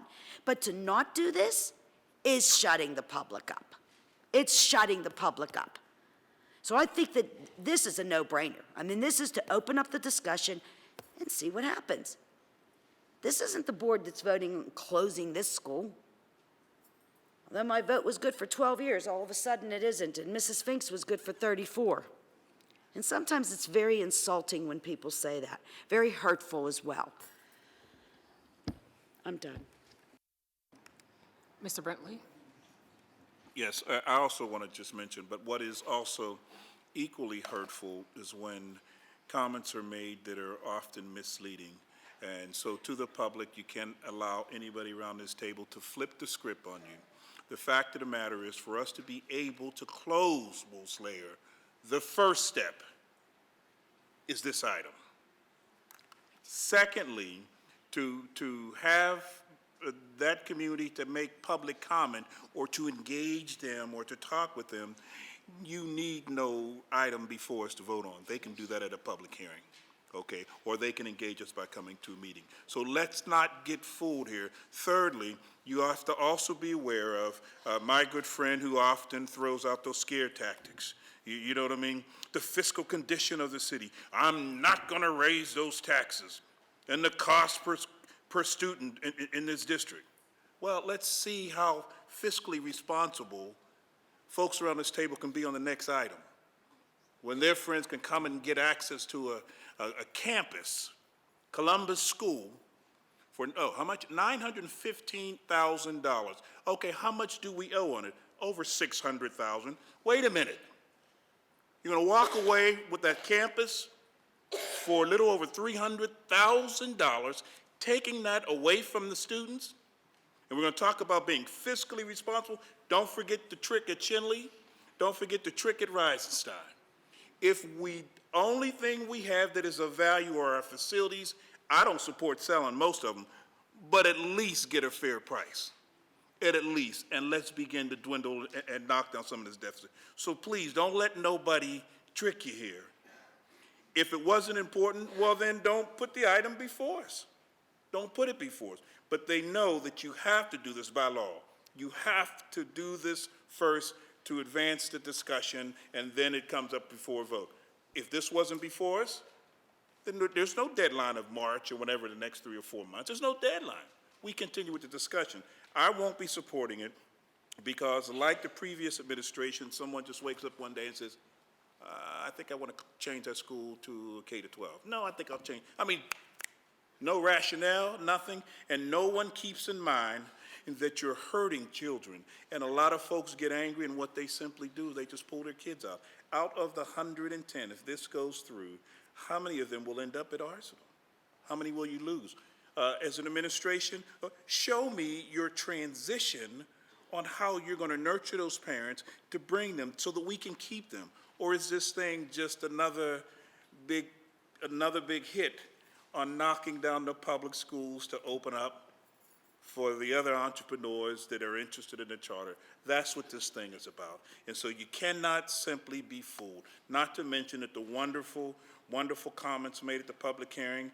My slight disappointment is I'm so thankful that the folks came out, but we didn't hear you 3 or 4 years ago when this administration, previous administration, just ran out of control in the black community, shutting schools down, putting our kids, busing them all over the place, and some schools stacking them on top of each other, like the old saying goes, like a slave ship on dry land. Our kids are in these facilities, and we didn't hear anybody.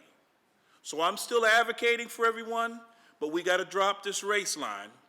You should be outraged if anybody's child is inconvenienced regardless of the color of their skin. And what we seen last night were my white friends, and I'm thankful that they came forward, but don't just stop there. There's a lot going on at this table. Very little of it has anything to do with education. And to solve this issue and to stop the bleeding, we are going to have to band together. That's parents from the north side, the east end, all over this city, the black ones, the white ones, the old ones, the young ones. We have to stand for children because there's a movement here, and you will see these items that are before us, and you got to say, who would do this? And so it's a much, much bigger issue. I don't support it because you don't do a school as a standalone school. I want to know if you're going to close a school, you give me an impact.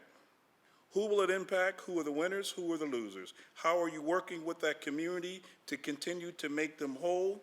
And you tell me how everything, it's a piece, it's a puzzle. How does it fit? We don't get that. And then we're supposed to support that. So please don't be misled by folks who call themselves concerned, but nevertheless, these items coming before them, they'll vote for them. You won't hear being fiscally responsible on that mess, and we should never have this item before us. Thank you. Mr. Joseph, for clarification, the savings that you projected at potentially closing Wolf's Lair was $600,000 singularly or per year?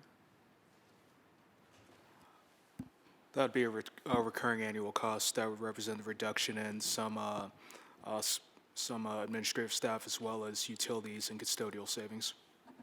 So over 4 years, that's $2.4 million. Correct. Okay, thank you.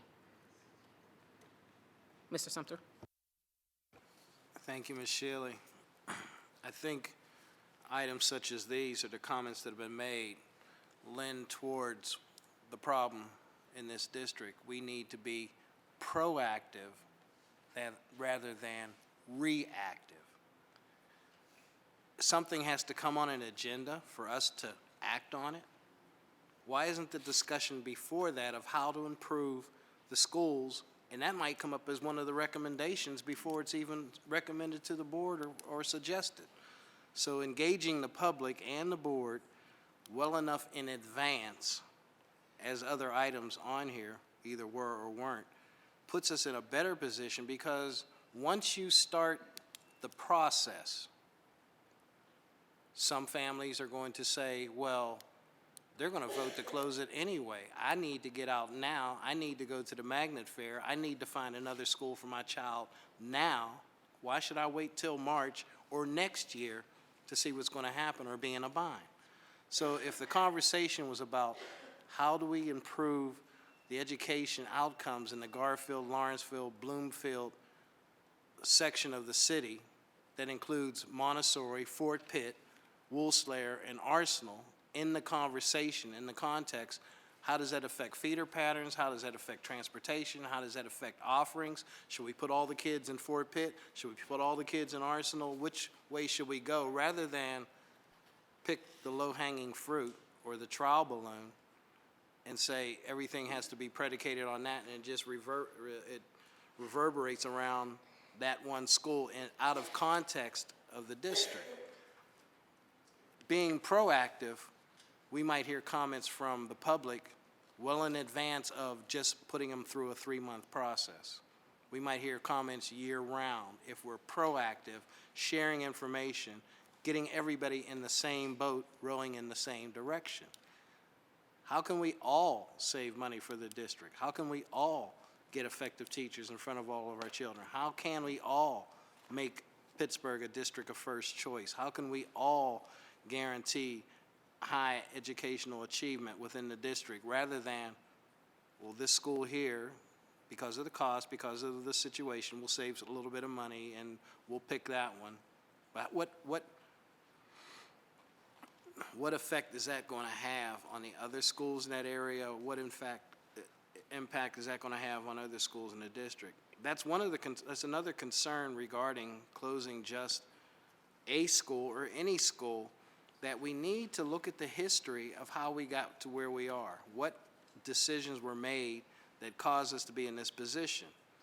What was the effect of closing Fort Pitt?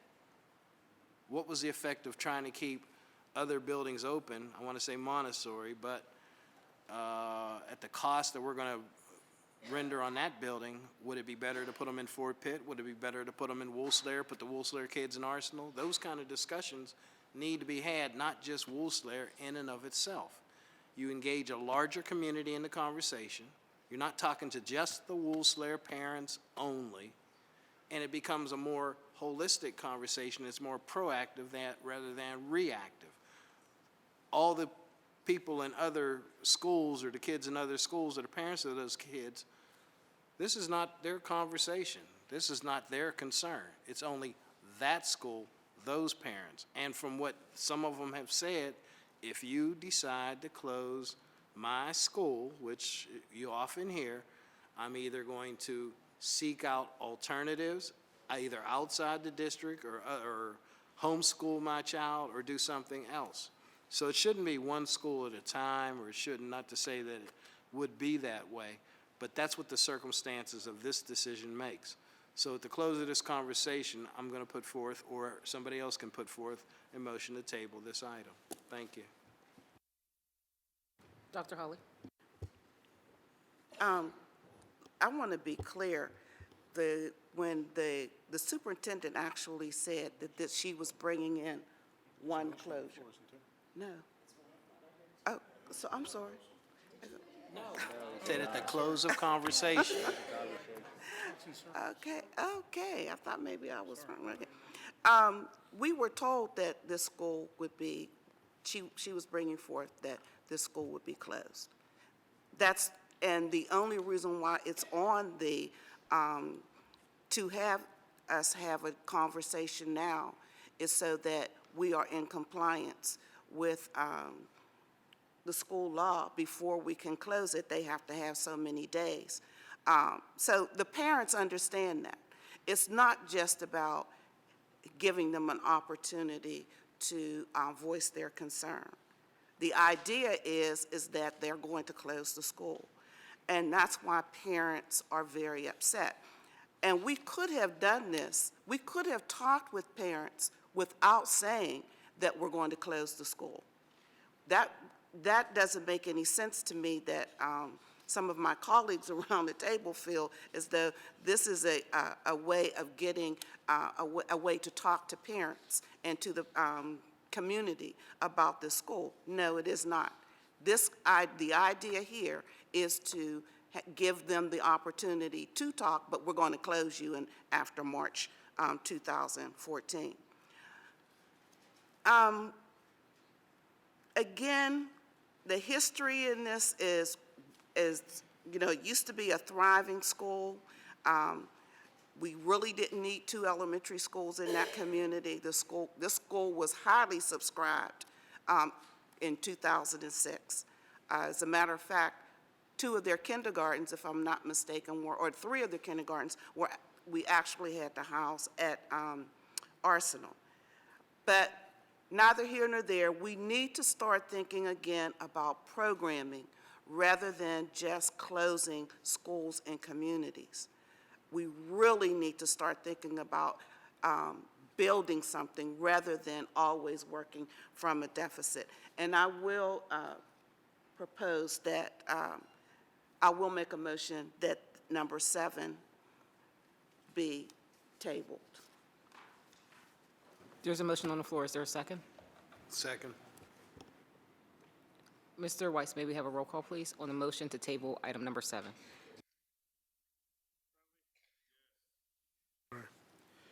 Mrs. Khaleesi? No. Mrs. Fink? Yes. Mrs. Azuda? No. Dr. Holly? Yes? Mr. Eisler? No. Mr. McCray? No. Mr. Sumter? Yes. Ms. Shealy? No. The motion to table fails 4 to 5. Is there additional discussion on item number 7? Are there any other items that that anyone has questions on in the education packet? Mrs. Fink? I That's just business. want to congratulate the people that are becoming our partners with the CTE program. This has long been a goal of mine to see CTE come back and be the strong program that it used to be. And I think this is a very good start in the right direction. And I'm so happy to see the Carpenters Union part of it. It's dear to my heart. Thank you. You're welcome. Dr. Holly? I too want to echo that I'm very happy to see CTE move in the right direction. I want to thank specifically their executive director, Mrs. Angela Mike, for her hard work in this area and progressing in, down this line. Thank you very much, Mrs. Mike. Mr. Eisler? Thank you, Ms. Shealy. Since I recognize the work of the CTE folks and Ms. Mike at Agenda Review, I will not do it again. But thank you, and Mrs. Fink did hit it well.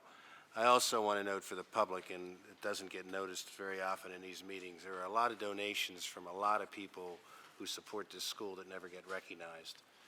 And we have to be thankful that there are people who do support us with a variety of donations, both cash and in kind with gifts and services. So I want to thank everybody in this packet tonight that is giving to the Pittsburgh Public Schools. Thank you, Ms. Shealy. You're welcome, Mr. Brent. Oh, I'm sorry, Mr. Sumter. Mr. Sumter. Thank you, Ms. Shealy. I just want to call attention to item number 6, which is the Early Childhood Male Fatherhood Involvement Committee. And if at all possible, there's a list of events that are going to be taking place from January through June of 2014. One is Science and Movie Nights, January, April, and May. Readathon in February, March Dadness in March, and a summer kickoff be held in June. And if at all possible, if any of the board members of the public can attend or help support these events, it would be most appreciated. Thank you. You are welcome. Mr. Brentley. And I wanted to make some comments on number 12, page 5, and this is the different schools seeking association membership in the WPIAL District 7. And what concerns me here is that you can almost see how the district is just unwinding. Now schools can simply say, well, we don't want to be part of the city league anymore, and we want to be pulled out. And so what's before us here is Alderdice and field hockey girls. We have Brashear in swimming, boys and girls.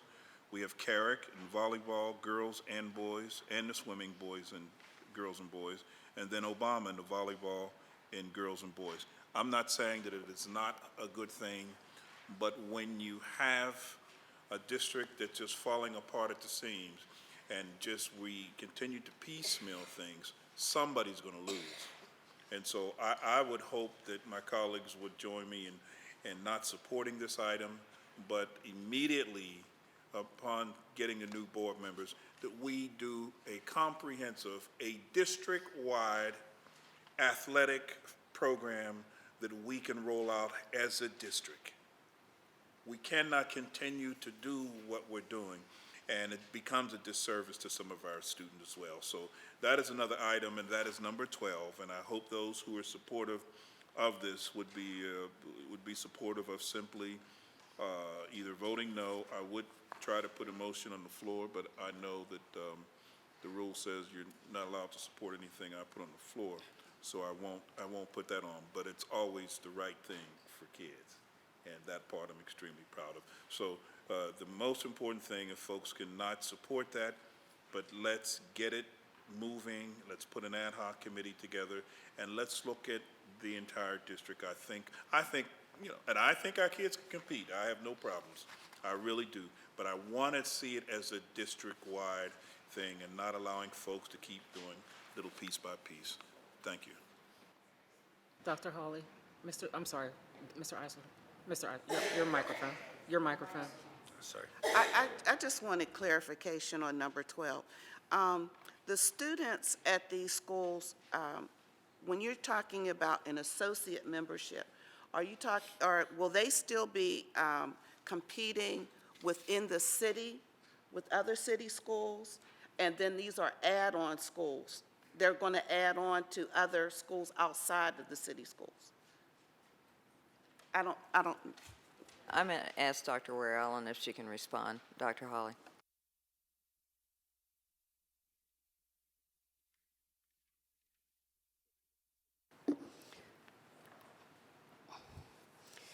Disadvantages of being short. This would give them the opportunity to play other schools outside of the City League of similar size for competition, in addition to scheduling within the City League. So they will be playing other City League teams, but they're going to have the opportunity to extend that to outside schools. The way it, particularly like for the example of Brashear and Carrick for swimming, those that are in the City League are already in Whitfield District 7, whereas the other teams from other schools, they don't have a team, even though Perry and Westinghouse will be other schools that are left in the city. Right now they're playing each other, so by moving to District 7, it actually allows them to play other city teams that are already there.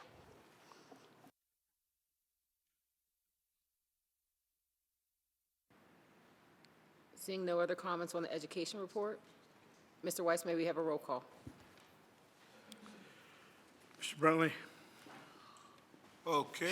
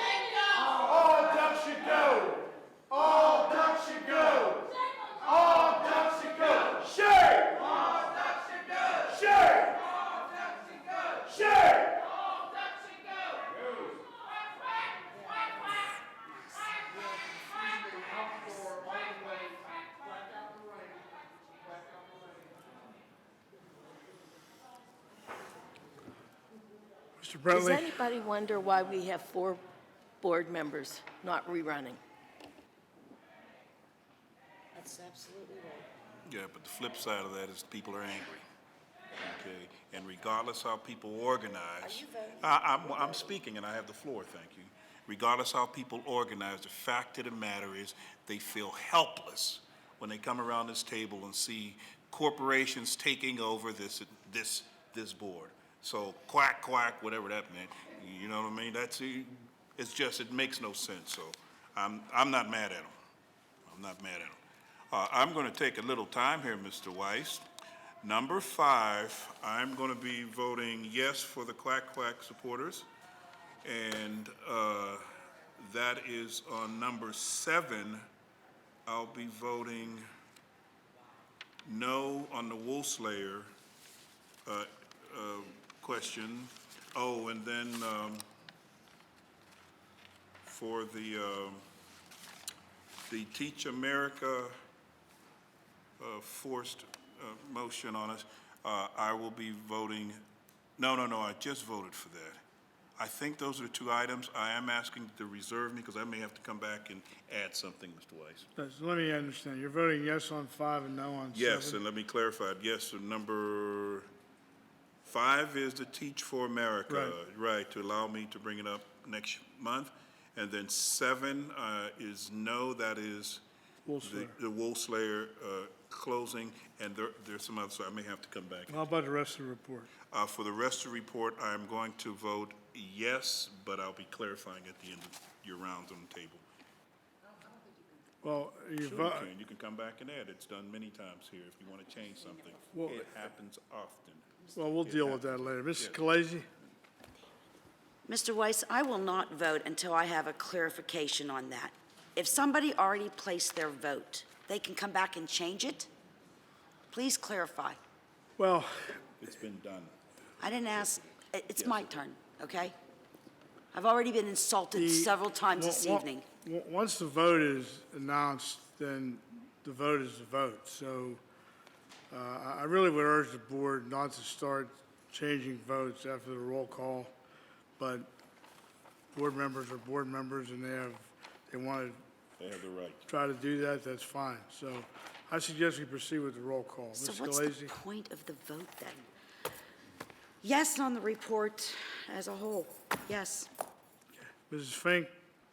Yes on the report as a whole, no on item number 5.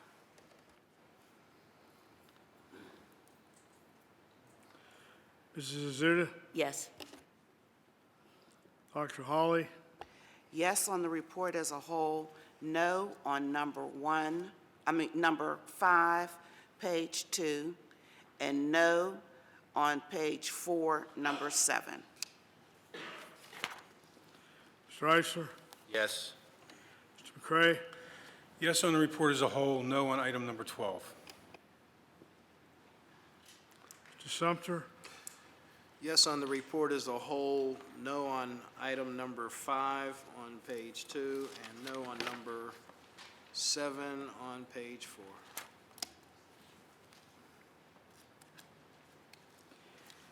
Ms. Shealy? Yes. And I do have an addition. Mr. Brentley, do you have something to say? That's correct. I do want to add on page 5, I want to vote no. What number is it? Number 12.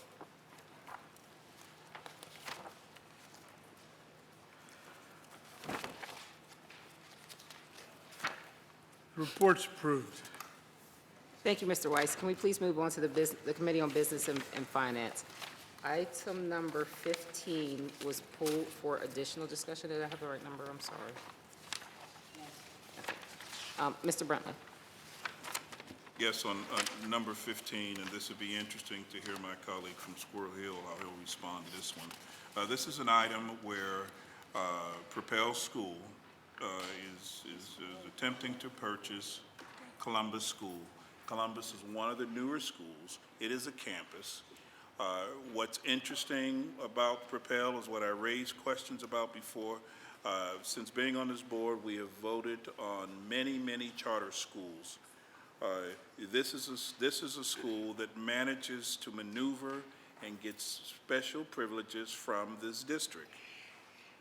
Their proposal is to purchase the building for $915,000. By law, we have to pay off the debt. The debt is over $600, and Mr. Joseph, 600,000, thank you. Mr. Joseph, what is the actual dollar amount that we actually owe on it? 1 second.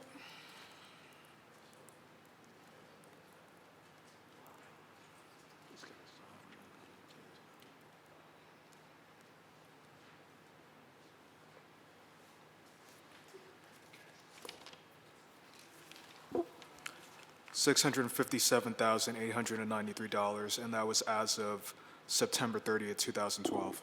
Okay, so what would be the actual money the district would get off of that building?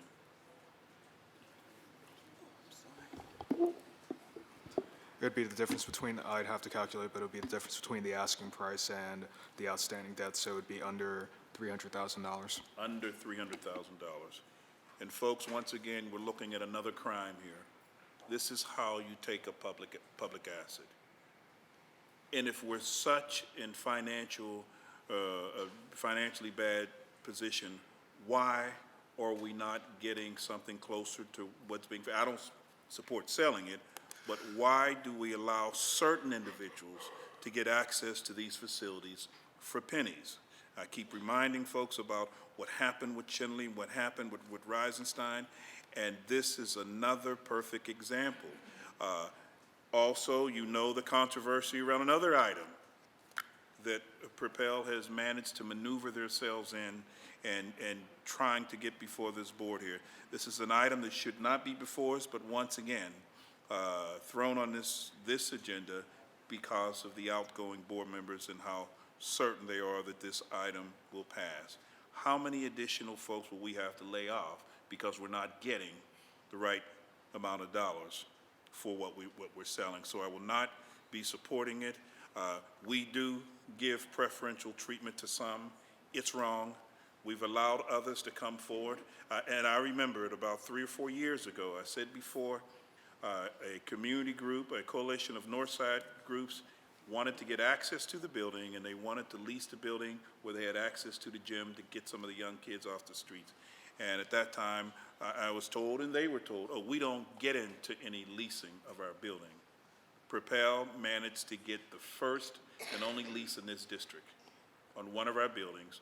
And what we were able to do is allow them to lease for 2 years. And we put thousands of dollars in maintaining and repairing it. And now here you are, have almost a practically new building. When we do sell buildings, it is an as-is sale. It is a cash and carry. But for Propel, we've allowed them to maneuver and to get the maintenance covered and to get everything put in place. And now they're going to get it for under $300,000. You cannot be talking about educating children when you're giving away a very important, very valuable asset. Thank you. You're welcome, Mr. Brentley. Mrs. Khaleesi. Oh, I'm sorry. Can I go back to Mr. Joseph before you? I'd just like to clarify that maintenance that's considered major, which is in excess of $7,500, is covered by an escrow fund that is funded by 25% of the proceeds of the lease agreement. Not all maintenance, just major maintenance in excess of $7,500. Thank you. Okay, Mr. Joseph, can you tell me what did we do over the last 2 years in terms of maintenance? What was the dollar amount spent on maintenance that we spent as a district? I do not have that information at this time. I can get you that information at a later time. I can tell you that the balance in the escrow account currently devoted to major maintenance is $71,500. Thank you. And so, but we did provide the necessary maintenance to keep the building, well, to keep the building safe and to keep it running. Once again, I'd have to get you the detail of the maintenance that was provided, if there was maintenance that was provided. Thank you. So you don't. Mrs. Khaleesi. Thank you, Madam Chair. I am torn on this one, and the reason I'm torn on it is because I really do not want to sell any of our buildings to a charter school. But at the same time, how long is their lease for, Mr. Joseph? I believe their lease goes through July. It's a 13-month lease, so I believe it ends in July, This coming July? this coming July. So there's a good possibility that when their lease is over, they could just leave and go rent another building anyway, and we'll be stuck with an empty building. That's correct. They do have an option to vacate the building at the end of the lease. How old is that building? Can you tell me? I'm sorry. I know. I don't have the construction date off the top of my head. Let me see if I can actually find 70s? that. Okay. Well, that's about a 40-year-old building. You know what? I'm done, Ms. Shirley.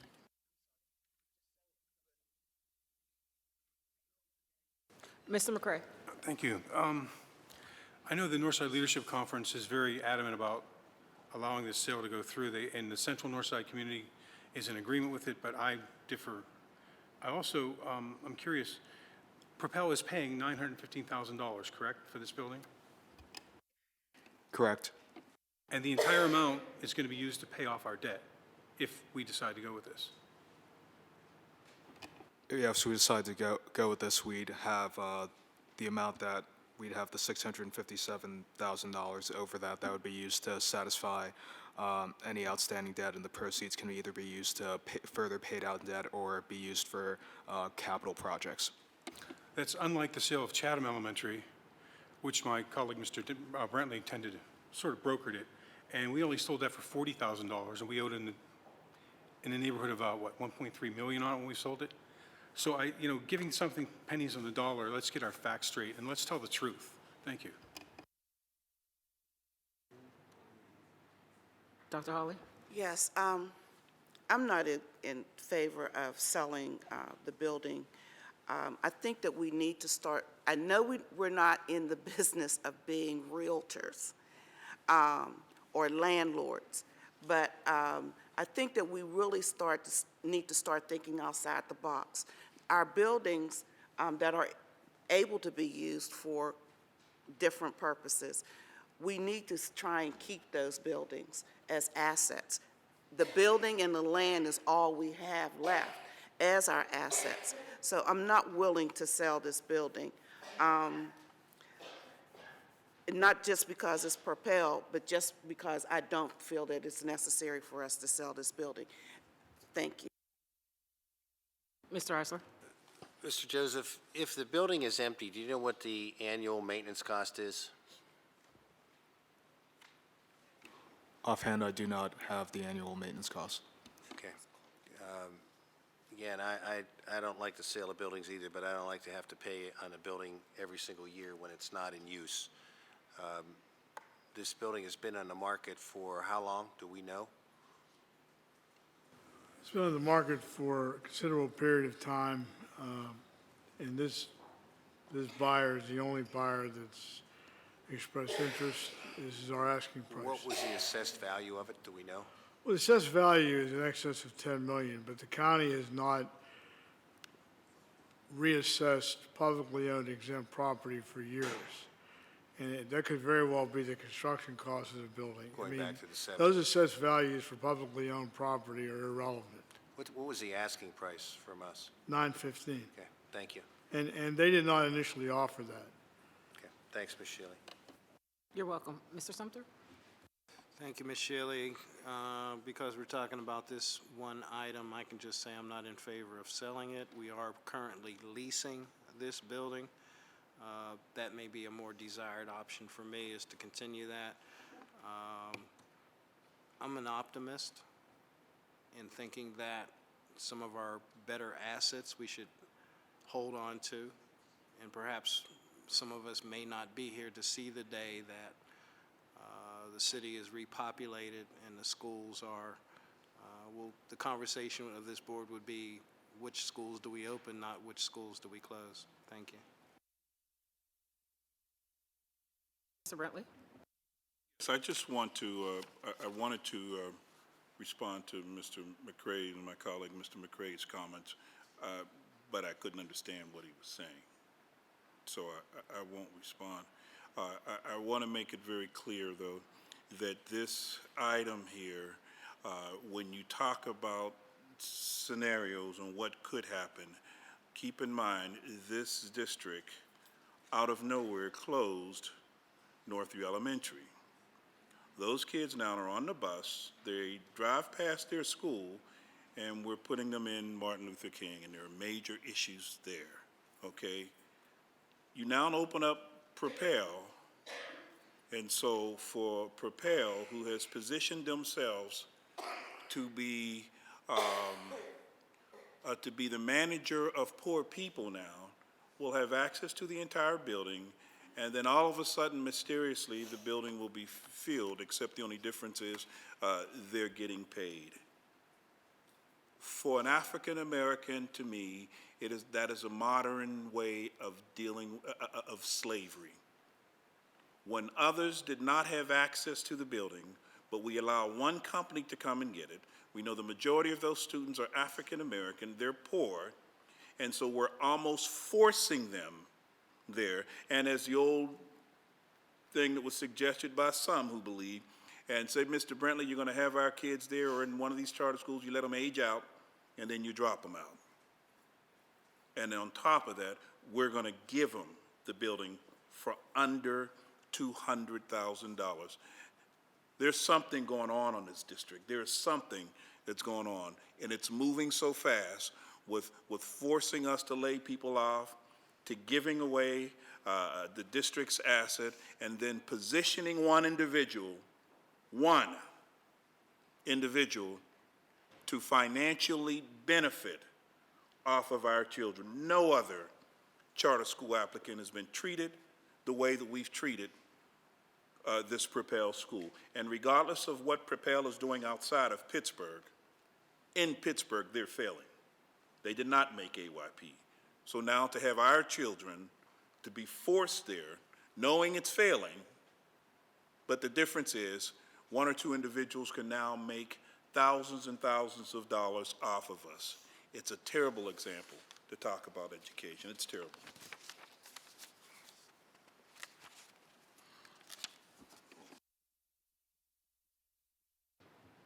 Seeing no additional Yeah, can I finish my sentence, please? Seeing no additional discussion on this item, are there any other items in the business agenda that anyone would like to discuss? Mr. Brentley. Yes, once again, you know, my colleague talked about being fiscally responsible. We have a couple of items here, and this increase to my good friend, Mr. Weiss, in our tax collections, it is an increase of, if I'm not mistaken, about $100,000, $150,000, $179,000, but it's an item. Should have been an item that we should have allowed ourselves, and I believe it's on the page. We should have had some discussion to see what we need to do. If it's true what my colleague said, that we have to watch how every dollar is being spent, we should have had an opportunity to sit down and to engage and see what can we do to bring that fee down, what can we do to try to do it better if possible. We didn't have that.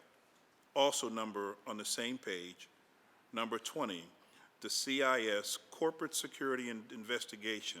Now, this is also with Mr. Weiss's office, where the recommendation of hiring a CIS company to come in and to give a security view of what happened at Brashear High School. My concern, and Dr. Lane, I've asked you before, I won't be supporting this item, just for the simple fact that, as you know, that there was a report that was conducted about 4, maybe 5 years ago. It was entitled the Andrews Report, and they were looking at the security in the Pittsburgh Public Schools. Previous administration did not share it. You refused to share it, but here we are spending more money to get someone to study a security issue. I am asking again, Dr. Lane, would you please provide that report to me and to my colleagues as well, if they're interested in the Andrews security report. It is named Andrews because I believe it's the name after the retired police officer who actually came in the district, and he gave his assessment of the security situation. We never seen it, and we paid for that. And so will you please tell me why you refuse to allow us to get a copy of it, this board? Mr. Brantley, I've provided responses to you in this regard multiple times in writing. Yes, and you said no. And I'm asking, Dr. Lane, that's a board property. We paid for that. And why would you not allow us to at least read it and see what we can add to the CIS contract if we have to? But why would you not share that information with us? Mr. Brantley, I've really responded to this to you more than one time. And my response is not different than previous responses. Okay, but Dr. Lane, that's not helping things. But you're asking us to approve additional monies, and it could be a duplication of service. It is a document. This particular recommendation that's before you this evening is specific to this incident that took place at one of our schools. We are doing, of course, our own review of everything that happened, but we also think it is important to get outside eyes to take a look and provide anything that we need to know that we can learn from the incident. We believe our school police, city police, the district all handled it appropriately, and we wanted to make sure we documented how this was handled. But furthermore, we do want to see if there's anything else we might learn in order to, because we do have a high value on keeping kids safe. And that's the only reason I made this recommendation, because I thought there might be something that someone else might see that we could do better. That's the only reason. And I can agree with that, Doctor, but I'm asking about the report that was already conducted by the Andrews Company. Why would you not share that? There's a possibility that we could learn from that, especially since we paid for that, and that confuses me. I don't know if it looked in as far as the Brashear situation, but I know it's out there and it exists. And one of the things that the board members rely on is we rely on information that we request from the administration. It is not the prerogative of the administration to decide what we should have and what we shouldn't have. If we request it and if the information is available, it should be shared with us. And so, yes, I've asked you many times. Yes, you responded and you said pretty much the same thing, no. And I'm kind of offended by that because I don't know what's in it. And I'm here, I'm elected. I'm supposed to have all the tools given to me so that I can make a decision. But if you're going to withhold information, then my vote is not accurate, and my vote could be misleading. So I am asking you to provide that. I'm asking you to provide one to my colleagues in its entirety. That's owed to us, and I'd like to get it through you. There are other options. I don't think it's necessary. I don't know what's in it. But we should at least have that before we move forward and decide to spend money anywhere else. I'm asking, will you provide that report, Dr. Lane? Mr. Brantley, I've already responded to this to you multiple times, and we delineated in a letter the reasons why we did not think it was appropriate to do that. Now, you keep asking me. That hasn't necessarily changed. This is not my report. It was before my tenure. I did not initiate it. I did not ask for it. It's not mine. Well, then that should even make it easier. Dr. Lane, this is so minor. We shouldn't have to do this. If you just provide it, we need to know. If it's a security issue, could we have prevented something? We don't know that. And for someone to make the decision, you don't need that, it's just not a good thing. And so yes, you said many times before, and if it was the previous administration, then we need to see it. It doesn't matter. It's here. It's information. Can be helpful. That is for our decision and for us to make. And I've never had a superintendent previous administration, he just simply wouldn't give you nothing, and we're paying for it now. But it is a report and it is available. And I'm asking, that we simply get that report. We deserve that. It's our report. It's the taxpayers' report. They paid for it. And I believe you should give it to us. I really do. And I understand. And that's one of the frustrations here. That's been consistent with your administration as well as Mark Roosevelt's. You've been selective on how you shared information. And some of us, Doctor, here, we're concerned. Some of us here. And if you decide that I don't need it, then you're the board member and you're the superintendent. And that shouldn't be that way. Mr. Weiss, do you have access to this report? The report was sought under the Right to Know Act. That was denied. The denial was upheld. It's an investigative report. There are personnel issues with it. There are security issues with it. It's involved in pending litigation now, and I've advised Dr. Lane that it is not appropriate for release. So she consulted me on it, and that was my advice to her. Okay, what pending litigation we're not aware of? With our former chief, which you are aware of. Oh, with the chief, so you mean the case is still ongoing? Yes. The case is in common pleas court. He appealed it, his dismissal, and he has now filed a federal action. Okay, So, yes, it is ongoing. okay. Well, then, this item that's here before us, we should not be voting on it. We Well, should wait. Mr. Bradley, I would just like to address this. These are two entirely different issues. This particular item was, in my view, necessitated by the incident which occurred at Brashear. We have corresponded with the district attorney. The district attorney has expressed agreement with the district's handling of discipline in general. That was his public statement in response to some irresponsible comments made in other quarters about that. And I share with him that the board was going to consider having an independent review of the incident, both the one in October and the one this month. And he believed it was a positive thing to do. I think it's a necessary thing to do, and Dr. Lane and I have reviewed it. These are two entirely different things. This is a very specific scope of work. What happened at Brashear? What was the response? Was there anything that could have been done differently or better? That's it. It has nothing to do with any previous study. So I don't want any misimpression to be here with the board. This is an entirely different thing.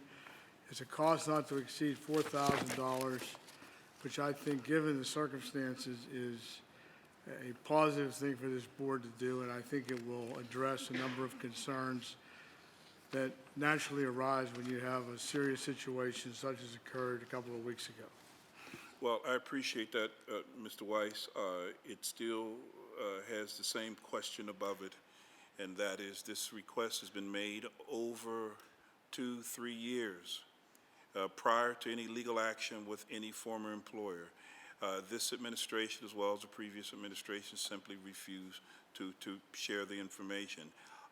That becomes very dangerous when staff determines what we should have. Everything should be available, even if it's in its abbreviated form. This board should not be denied of it. If the legal issues are still going on, we should continue to be briefed, but if this information would help us to address something or to prevent something, no staff has the right to withhold a document, and I'm not sure if it's public, but a document that is paid for by the public, and the request is made by an elected member so that he can make the right decision. It's wrong. It's simply wrong, and it raises a whole lot of suspicion as to what other items were withheld, were there any other items that were withheld, and it also begins to nudge away at the relationship that the board should have with the administration. We're volunteers. We come here 2 or 3 hours before this meeting, and we have to consume tons of reports and recommendations. But if there's something that raises doubt about its accuracy or someone withholding it, then it destroys it. And so I disagree. I understand what you're saying. it still represents the same problem. We should have access to it, and we should have had it probably a couple of years ago. There's no excuse for it.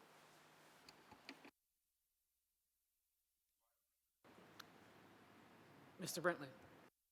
Yes, number 7, this is the CPI Creative. This is for someone to do on-call graphic designs. Now, this is another item that was shared by our board member again about we have to watch every dollar. We have no one in the district who can provide these services, or have we ever checked to see if anyone can provide this service? And somebody can tell me, what is the total contract amount for this item? I'm sorry, I didn't hear the exact question. The total contract amount for this item. And I'll have to look at the item itself, which, just hang on one second. But back to your original question which I believe you also asked at agenda review, we do not employ a graphic designer on staff. What we've done is when we have graphic design that needs to be done, it's been done by someone outside the district. Probably not enough graphic design for us that would justify a full-time position. Typically, this tends to be a more cost-effective way to do it.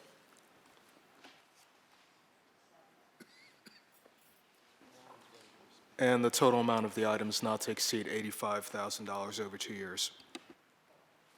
That's over 2 years, or that's per year? It's over 2 years. Okay, why is it 2 figures here? That's 85 and 80,000?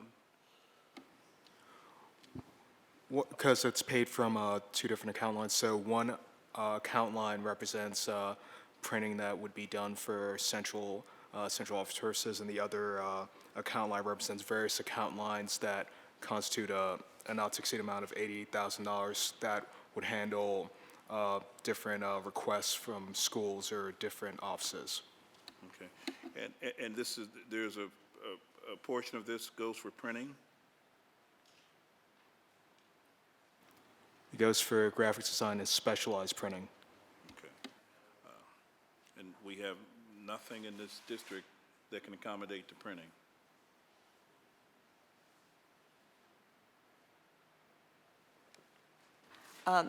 We do standard printing. There's a copier, as you know, downstairs that does, for example, the printing of your board book. But there are some print jobs that cannot be handled that way, either because of the shape, the size, colors, whatever. I can't give you a specific example, but occasionally there are print jobs that, you know, have to be done outside.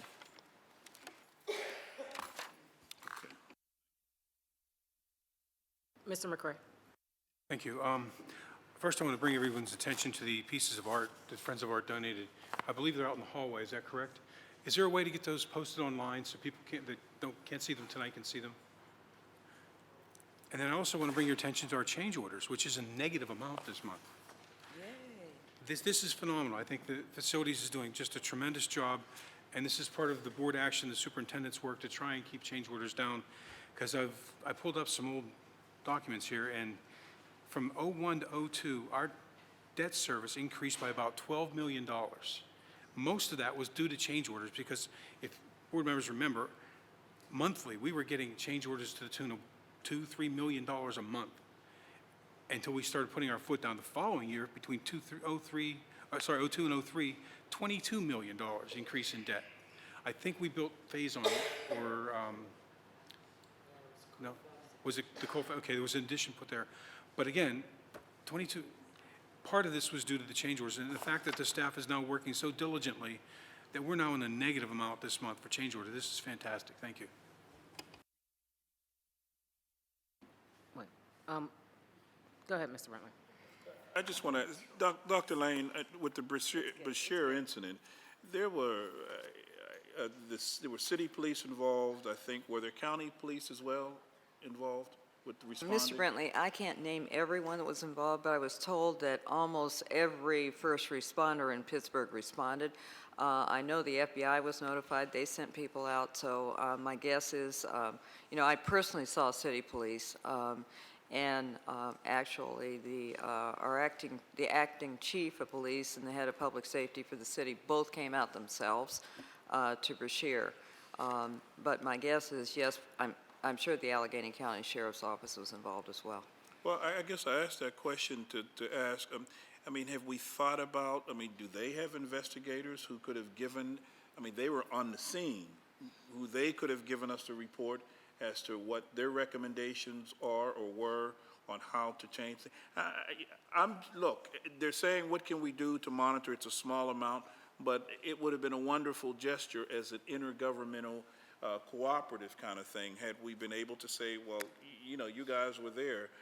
Can you collectively provide us a report as to what you think went wrong? What can we do to make sure it never happens? Have we checked with them or thought about the... It's my hope that we'll do that as a part of this. I thought, I personally believe it was best to have someone who was not engaged on the ground at Brashear to come in and take a look at things.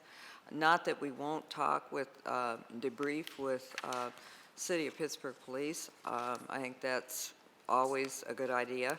And any other first responders that helped that day. And I did say, and I'll say again, how much I appreciate, you know, the work that they did. But I do think for a relatively small amount of money, we can have someone that really is more focused on the district's response, not what the City of Police did or that kind of thing. And some of it I'm interested in is not really a police matter. And I gave an example to the board about communications. One of the issues is we met with the parents afterwards and kind of, you know, talking to them at a community meeting was, could we have notified parents whose children were already at home faster? And of course, the school was very much concerned with notifying the parents whose children were still at school as the first priority. But parents wanted to know, couldn't we have notified them faster what was going on? Because with media being what it is right now, I mean, it was up on websites before we could even get out to the schools. So it's things like that. It's not really the police part of it that, you know, I'm interested in. And so I think that's just one example of one of the things we're thinking about. How can we do a better job of that? Well, I understand that, but I just want to suggest, Doctor, that sometimes, you know, we often go outside, but when we have the local talent here, the police department, I think they had a gang unit, so they understand that language. The county, I think, was working cooperative with the city. We could have benefited from dealing with our local experts. So that's all I was trying to advocate. Not to say anything about the CIS, but it could have been locally. It could have had folks who were there and who may have noticed things, who could have recommended, and we could have benefited from it. I think that I can't say enough about the stories that I've heard on how the staff responded. And it is my understanding that there was one staff member after the 2 or 3 individuals were shot, and we also should be aware of the fact that when they were shot, they didn't feel comfortable with going back to one of the homes or to hide in the woods. They ran for safety, and the safety they felt was in Brashear School. And that should tell us something about the district and about the school and about the staff there. But it is my understanding that a staff member immediately noticed that the young man was bleeding and he was shot, and without question removed one of our garments and began to stop the bleeding or to comfort him. And, you know, unfortunately, that didn't lead the 6 o'clock news, but the other responses to others who immediately contacted other adults and contacted the police and directed them, we can't say enough about that. And when you talk about these kinds of incidents happening nationally, the others ended in a major tragedy where folks lost their lives. Thank God nobody lost their life. Yes, there were some folks who were hurt seriously, but our quick response with the local police as well as our staff, it didn't end the way others. And so we ought to be thankful about that. We ought to continue to talk about that. I would hope that we would bring that young staff person here so that we can recognize them for what I believe could have saved the young man's life. in terms of stopping the bleeding. So I hope that we would do that very, very soon, and let's continue to share with our other schools and other staff that this is kind of sort of how it works. They moved quickly and they made it happen, and it could have been much worse. So thank you very much. I have to. I'm just struck, Mr. Sumter mentioned earlier about, I think, everyone coming from different perspectives.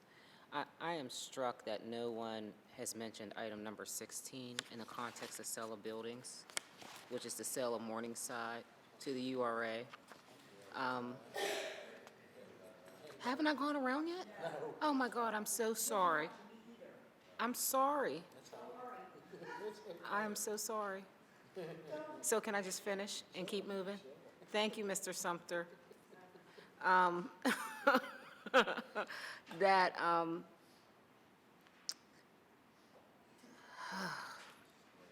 Yeah, that this, the URA had the opportunity to market our buildings for years, Mr. McCray? Years, multiple years. It made no offers, made no moves to sell any building? Were not successful. They were successful in maybe one. We got a valid offer on Morningside at the asking price. Okay, can I finish? Can I finish so we can move it, please? We got a valid offer on Morningside from someone who was not the URA. And now the URA is asking to buy Morningside? That just bothers me to no end. Mrs. Khaleesi. Mrs. Azuda? I just want to say real quick something about the shooting that took place outside of Brashear. If you did like a yardstick, my house is probably closer to where the shooting took place than Brashear's physical plant. But fortunately, nobody's saying the shooting at the Hazuda House. What with some of our students involved, it was after school, it was outside, it was a unique thing for us to experience. Our staff responded admirably. They did a phenomenal job. The teacher, Mr. Brentley, was talking about, grew up in Beachview. I know him well. I can't say enough good things. All that said is it is a unique situation for us. And so for us to bring somebody in and look at the process, what could have been done differently, not that what was done was wrong, but where are our strengths, where are our opportunities for improvement? And so if we can learn this and prevent anything or improve our response if unfortunately something would happen again, it would be money very, very well spent. I recently had a conversation with somebody who told me that someone at Pitt's, I believe it's Pitt School of Education, was raving about the staff at Brashear, and in particular the English department, and the placement of student teachers in Brashear, and what a phenomenal job and what a great English department we have at Brashear. And that's the good stuff we like to share, but it doesn't make the news. So, I mean, I know if I talk long and loud, I must be right, so maybe not. I'll stop there. Mr. McCray? Dr. Holly? Yes, you brought up number 16. I have to say that the community really worked hard with the URA on this particular, the sale of this particular building. Morningside has been left empty for many, many, many, many years, and it's an eyesore in a residential community. The residents there are trying to rebuild the Morningside area where there are lots of children, lots of community members that really wanted to work together in order to facilitate the selling of that building. So I support this, and I hope that my colleagues will support this, because this is something that the community really wants to do. They want something done with this building, and they've worked very hard with the URA to get this done. Thank you. Mr. Eisler? Thank you, Ms. Shealy. And again, I think that in one of the executive committees, we actually talked about this. You might not have been there, but we went into some extensive discussion, which we can do as a sale of land. And the URA, the fact is, and Dr. Hawley is right, the community is very supportive of this. And I think most people feel that with the support of the URA, the development will really take place. And that's what people are most concerned about, that somebody doesn't buy it and then not do something with it. It is great when these sold buildings are put back on the tax rolls, and you know, every one that was sold, everybody said something to say, but in Mrs. Khaleesi's work to try to get South High sold, those apartments are all market rate, and you can't even get near the place. I mean, the waiting list is unbelievable, which has spurred a lot more development in the south side, by the way, in terms of apartments. So I think this is really a good thing, and I think we have to move to it. And there's some other items in here that I won't go into great detail of, but, you know, Mr. McCray, it was this board that actually took action on the issues dealing with cost overruns and passed the position that anything over a certain amount had to be approved by the board. That's when things really stopped down, when the board took action on that. So thank you for remembering that. Thank you, Ms. Shealy. You're welcome. Mr. Sumter? Thank you, Ms. Shealy. Question on item number 16, sale of Morningside. What is the appraised value of the building? Knowing that there are 3 ways to do an appraisal, valuation, market, and as-is, and I think we take the as-is value for all of our appraisals, but what is that amount? I think the sale price, which is the minimum price we would accept, reflects the appraisal. Okay, so that's the as-is value, or as-is appraisal of the It building? was an appraisal done, it was what the fair market value is of the property, and that's the value that we assigned for purposes of sale. Okay. We would not take less. Okay. As I've mentioned, there are 3 ways of doing an appraisal, and one is looking at the future use of the building.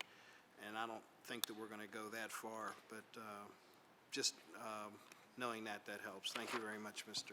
Weiss. Just on Morningside, and this is a comment that Mr. Brentley has made before. This is for me, and I was there in executive session, this is an example of a larger, more powerful entity being able to do something that an individual can't. That I think the offer by the individual was made a month or 2 before the URA came to the table, and they came in low. And so they were able to manipulate the system, in my mind, to be able to be the purchaser of this building. I completely respect the fact that the people of Morningside worked with the URA to come up with this plan, just as I respect the fact that the people of